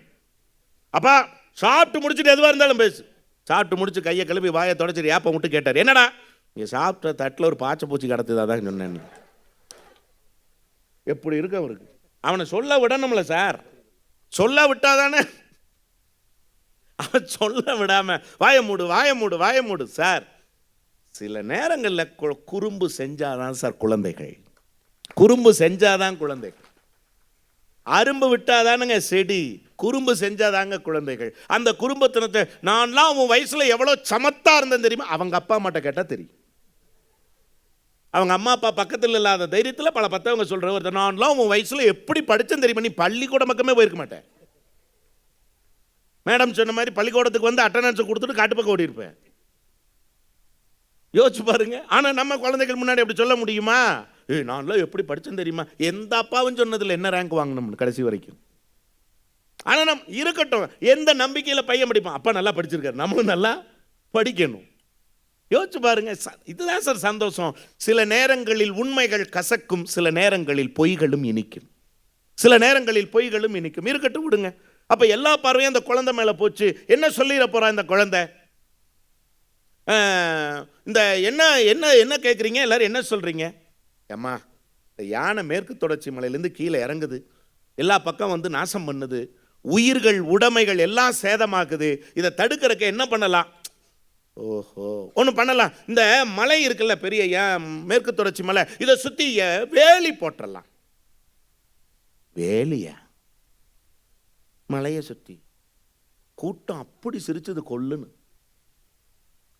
ஒருத்தர் கேட்டாரு, வேலி போட்டா மட்டும் யானை மலையிலிருந்து கீழே வராதோ? இந்த குழந்தை சொன்னாங்க, யானை மலையிலிருந்து கீழே வருமானு எனக்கு தெரியாது, மனிதர்கள் தேவையில்லாமல் யானையினுடைய வாழ்விடத்தை பாதிக்க மாட்டார்கள். சார், 12 வயசு சார் அந்த குழந்தைக்கு. 12 வயசுல மாவட்ட ஆட்சியரினுடைய கருத்து கேட்பு கூட்டத்தில் ஒரு சின்ன மூளைக்குள் எப்படி சார் இப்படி யோசிச்சுது? அதனுடைய வாழ்விடத்தை எப்பொழுது மனிதர்கள் நாசம் செய்தார்களோ அப்பொழுதுதான் அதுவும் மனிதர்களினுடைய வாழிடத்தை தேடி வந்தது. அப்ப அதை நம்ம ப்ரொடெக்ட் பண்ணணும்னா நம்மளை நாம ப்ரொடெக்ட் பண்ணிக்கணும்ங்கிற ஒரு வார்த்தையை சொன்னா சார், இது வாழ்த்தும்படி இல்லையா? வருந்தும்படி. ஒரே ஒரு வார்த்தை சொல்றேன். எங்க நண்பர் வீடு கட்டினார், புது வீடு சார், 70 லட்சம் ரூபா. நல்லா இருக்கு. கூட்டிட்டு போய் மனுஷன் காட்டுறார், இதுதான் சார் பெட்ரூம், இதுதான் சார் பாத்ரூம். யோ, பாத்ரூம் பார்த்ததே இல்லையா? எல்லாம் மாதிரி. இதுதான் சார் பூஜை ரூம், இதுதான் சார் மொட்டை மாடி, இதுதான் அதுக்கு படி. என்ன கயிறோடு தொங்கி ஆட போவான் மொட்டை மாடிக்கு. ஏண்டா படுத்துற? கட்டிட்டுனா விட்றா, வந்த சோத்தை போட்டு அனுப்புடா. கொடுத்த மைக்கு அவரை வாங்கிட்டு போடா எல்லாம் சொல்லிட்டு இந்த ஹாலை காட்டினாரு. நல்லா கேட்டுக்குங்க, ஹால் 70 லட்ச ரூபா போட்ட வீடு ஹாலை பார்க்குற வெறுமையா இருக்குமா? எம்டியா இருக்கு. நான் கேட்குறேன், ஏங்க 70 லட்ச ரூபா போட்டு வீடு கட்டியிருக்கீங்க, ஒரு 50,000 ரூபா 60,000 ரூபாய்க்கெல்லாம் எல்இடி டிவி வந்துருச்சு, வாங்கி ஒரு 43 இன்ச்சில் 50 இன்ச்சில் 52 இன்ச்சில் வாங்கி மாட்டிருக்கலாமே சொன்னா சார் ஒரு மனுஷன் ஒரு வார்த்தை. மூத்த பையன் 12வது படிக்கிறான் சார், சின்ன பையன் 10வது படிக்கிறான் சார். டிவி வாங்கி வச்சா 2 பேருடைய படிப்பும் பாழாகிவிடும் என்பதற்காக நான் டிவி வாங்கி மாட்டலேன்னார். நானும் உங்களை மாதிரி உணர்ச்சி வசப்பட்டு கை தட்டினேன். பெத்தா உங்களை மாதிரி பிள்ளைகளை பெக்கணும் சார், வளர்த்தா உங்களை மாதிரி வளர்க்கணும் சார். எங்க சார் உங்க 2 பிள்ளைகளும்னு? பக்கத்து வீட்டில் டிவி பார்க்க போயிருக்காங்கன்னாரு. மோசக்கார குடும்பமா இருக்க, இதுக்கு நீயே வாங்கி மாட்டிருக்கலாமே சொந்த காசுலயே. செல்லும் வழி எங்கெங்கும் பள்ளம் வரலாம், உள்ளம் எதிர்பாராமல் வெள்ளம் வரலாம், நேர்மை அது மாறாமல் தர்மம் அதை மீறாமல் நாளும் நடை போடுங்கள் ஞானம் பெறலாம். சத்தியத்தை நீங்கள் காத்திருந்தால் சத்தியம் உங்களை காத்து நிற்கும். தாய் தந்த அன்புக்கும் நான் தந்த பண்புக்கும் பூமாலை காத்து நிற்கும். ஒரு கூட்டு கிளியாக ஒரு கூட்டு குயிலாக பாடு பண்பாடு. வைரமுத்து சாருடைய வரி படிக்காதவன் படத்தில் எழுதினார். நம்ம போற பாதையில் 1000 இருக்கும், முட்களும் இருக்கும், பூக்களும் இருக்கும். நான் இப்படி சொல்லி நிறைவு செய்கிறேன். நிறைய வார்த்தைகளை சொல்லிட்டே வந்தாங்க. நிறைய டாக்டர் கலாம் அவர்களை பற்றி சொன்னாங்க. இங்கே இருக்கிற மேடம் சொன்னாங்க, அவங்க பேசும்போது உடல் பருமன், சார் நாகராஜ் சார் நீங்கள் சொன்னீங்களா, உடல் பருமன் ஆகணும், 6 பேக்காக அந்த புரோட்டீன் அதிகமாக எடுத்துக்கிட்டதுக்காக ஒரு மாதிரி தோலெல்லாம் ஒரு மாதிரி ஆகி அந்த பையனுக்கு நம்மோடு இல்லை சார். யோசிச்சு பாருங்க, நம்மை பொறுத்தளவில் ஒரு உயிர், ஆனால் அந்த குடும்பத்திற்கு ஒரு தலைமுறை இல்லை. சிந்தித்து பாருங்கள், அந்த குடும்பத்துக்கு ஒரு தலைமுறை இல்லை. யோசிச்சு பாருங்க, 65 வயசுக்கு அப்புறம் ஒரு வயதானவர் வேலைக்கு போகிறார் என்றால் அந்த இளம் தலைமுறை சரியில்லைன்னு அர்த்தம். 8 வயசுலேயே பள்ளிக்கு போக வேண்டிய வயசுல ஒருத்த வேலைக்கு போறான்னா பெத்தவங்க சரியில்லைன்னு அர்த்தம். இங்க யோசிச்சு பாருங்க, பெத்தவங்க சரியில்லைன்னு அர்த்தம். ரெண்டும் இருக்கு, இல்லைன்னு நம்ம சொல்லிட முடியாது. ஆனால் நான் இப்படி சொல்லி நிறைவு செய்கிறேன். என்ன தெரியுங்களா, எவ்வளவோ வாய்ப்புகள் வந்த போதும், எவ்வளவோ நீங்க சென்னையில் வித்யான்னு ஒரு பொண்ணுங்க 10th 497 மார்க் எடுத்தா 10ஆம் வகுப்பு எக்ஸாம்ல. எல்லா பத்திரிகைகளும் பேட்டி எடுத்தார்கள். 497 வித்யா, 497 வித்யா. கண்ணகி நகர் பேர் என்னமா சொன்னீங்க, கார்த்திகா சொன்னீங்கல்ல. ஒரு காலத்தில் நான் சொல்றது சில ஆண்டுகளுக்கு முன்னால் சென்னை வித்யா ஃபேமஸ். என்ன தெரியுமாமா, 497 வித்யா. வித்யா எப்படிமா, உங்க அப்பா என்னமா செய்யறாரு? அதை என்னமோ, எங்க அப்பா சென்னை மாநகராட்சியில் குப்பை அள்ளுகிறார். சென்னை மாநகராட்சியில். அடுத்த நாள் சொன்னார் பாருங்க, அழகா சார் சொன்னார், தூய்மை பணியாளர். நான் கடவுளுக்கு நிகராக மதிக்கக்கூடிய பெருமக்கள். என்ன காரணம் சொல்லட்டுமா, கொரோனா காலத்தில் என்னுடைய அன்பான 2 உறவுகளை நான் இழந்தேன். என்னுடைய அன்பான 2 உறவுகளை நான் இழந்தேன். அந்த உறவுகளை தொட்டு தூக்கி இறுதிக்கடன் செய்வதற்கு கூட இயற்கை எனக்கு வாய்ப்பளிக்கவில்லை. ஆனால் யார் ஒருவரை இல்லத்திற்குள் வரக்கூடாது என்று வாசலிலே நிறுத்தினோமோ அந்த தூய்மை பணியாளர் தான் தொட்டு தூக்கி அவர்களை நல்லடக்கம் செய்தார்கள் என்றால் யோசித்து பாருங்கள். அவர்கள் புனித பணியாளர்கள், தூய்மை பணியாளர்கள் கிடையாது. அடுத்த நாள் தலையங்கத்தில் எழுதுறாங்க பத்திரிகையில், என்ன தெரியுமா, அப்பா மாநகராட்சியில் குப்பை அள்ளுகிறார், அவர் பெற்ற மகளோ பதக்கங்களையும் மதிப்பெண்களையும் அள்ளுகிறார் அப்படின்னு தலையங்கம் எழுதுறார். அப்படின்னா இளைய தலைமுறை சறுக்கிறவன் சறுக்கிட்டு இருக்கான் சார். எப்ப சறுக்கிறான் தெரியுமா, அப்பாவினுடைய கஷ்டமும் அம்மாவினுடைய கஷ்டமும். இங்கே நிறைய பெற்றோர்கள், பெரியோர்கள், ஆசிரியர்கள் இருக்கீங்க, சொல்லுங்க தயவு செய்து பேரண்ட்ஸ்ட, குழந்தைகளுக்கு வறுமை தெரியாமல் வளர்ப்பது தவறில்லை. நான் கஷ்டப்பட்டேன், பிள்ளை கஷ்டப்படக்கூடாது, அதில் தான் பல வீணா போகுது. வறுமை தெரியாமல் வளர்ப்பது தவறில்லை, ஆனால் உழைப்பு தெரியாமல் வளர்த்து விடாதீர்கள். உழைப்பு தெரியாமல் வளர்த்து விடாதீர்கள். ₹1 சம்பாதிக்கிறதுக்கு அப்பா அம்மா தாத்தா பாட்டி எவ்வளவு கஷ்டப்பட்டிருப்பாங்க. அதை சொல்லி கொடுத்துட்டீங்கன்னா ₹1 தேவையில்லாம அவன் செலவழிக்க மாட்டான். உண்மையா சார்? நான் இப்படி சொல்லுகிறேன் அன்பிற்குரியவர்களே, வழிகாட்டுவதற்கும் இருக்கிறார்கள், வழி நடப்பதற்கும் இருக்கிறார்கள். வாழ்த்தும்படி இருக்கிறதா வருந்தும்படி இருக்கிறதா என்று கேட்டால் அவங்க சொன்ன மாதிரி, அன்பு இங்கே நிறைய குழந்தைகளுக்கு நான் சொல்கிறேன், முடி நீளமாக இல்லை கருப்பாக இருக்கிறோம் அப்படின்லாம் யோசிக்காதீங்க. அப்படியெல்லாம் யோசிக்காதீங்க. வண்ணங்களில் இல்லை வாழ்க்கை, நம் எண்ணங்களில் தான் இருக்கிறது வாழ்க்கை என்பதை அடுத்த தலைமுறைக்கு உருக்கச் சொல்ல வேண்டிய ஒரு தருணம் இது. அன்பிற்குரியவர்களே, நீங்கள் செல்போன் ஆரம்பித்தேன், அதிலே முடிக்கிறேன். இது நம்ம கையில் இருக்கிற வரைக்கும் வாழ்க்கை நம்ம கையில் இருக்கும். எப்பொழுது நம்முடைய வாழ்க்கை இதனுடைய பிடிக்குள் சிக்குகிறதோ நம்முடைய வாழ்க்கை நம் கை நழுவி போய்விடுகிறது என்பதுதான் உண்மை. தாவி தாவி விளையாண்ட பிள்ளைகள் எல்லாம் இன்றைக்கு தடவி தடவி மட்டுமே விளையாடுகிறார்களே என்கிற குற்றச்சாட்டை முன்வைத்தார்கள். பல்லு விளக்குறாங்களோ இல்லையோ செல்ல விளக்குறாங்களேன்னு சொன்னாங்க. அன்பிற்குரியவர்களே, தயவு செய்து மைதானத்தில் போய் விளையாடுங்க குழந்தைகளே. ஆடை அழுக்காகும், உடல் அழுக்காகும், தப்பில்லை. ஆனால் மொபைலில் விளையாண்டால் வாழ்க்கையே அழுக்காகிவிடும் என்பதுதான் சத்தியமான உண்மை. வாழ்க்கையை அழுக்காக்குவதற்காக இந்த புத்தக திருவிழா நடைபெறவில்லை. உங்கள் வாழ்க்கையை அழகாக்குவதற்காகத்தான் இந்த புத்தக திருவிழா நடைபெற்று கொண்டிருக்கிறது என்று சொன்னால், இந்த புத்தக திருவிழாவிலே எதிர்மறையான தீர்ப்பினை சொல்ல என் மனம் வருந்தவில்லை, எதிர்மறையான தீர்ப்பினை சொல்ல என் மனம் முன்வரவில்லை. ஆகவே நேர்மறையாகவே சொல்லுகிறேன். எங்கோ ஒன்று சில வருந்தும்படி அமைந்தாலும், யார் எந்த புத்துல எந்த பாம்பு கிடக்குன்னு பார்க்கறத விட எந்த பூவில் எத்தகைய தேன் இருக்கிறது என்று பார்ப்பதுதான் நல்ல மனிதனினுடைய அழகு. ஆகவே புற்றையும் பாம்புகளையும் புறம் தள்ளி விட்டு பூக்களையும் தேனையும் கையில் கொள்ள தயாராக இருப்போம். ஏனென்று சொன்னால், வாழ்ந்து முடித்தவர்களின் கல்லறைகளில் மலர் வளையத்தை வைப்பதை விட வாழப்போகும் தலைமுறையின் கைகளில் பூச்செண்டை கொடுப்போம். ஒரு புதிய பூபாலத்தை அவர்கள் பாடட்டும் என்று சொல்லி வாய்ப்பளித்த வாய்மொழி கேட்ட அத்தனை பேருக்கும் நன்றி மலர்களை காணிக்கையாக்கி விடைபெறுகிறேன். நன்றி, வணக்கம்.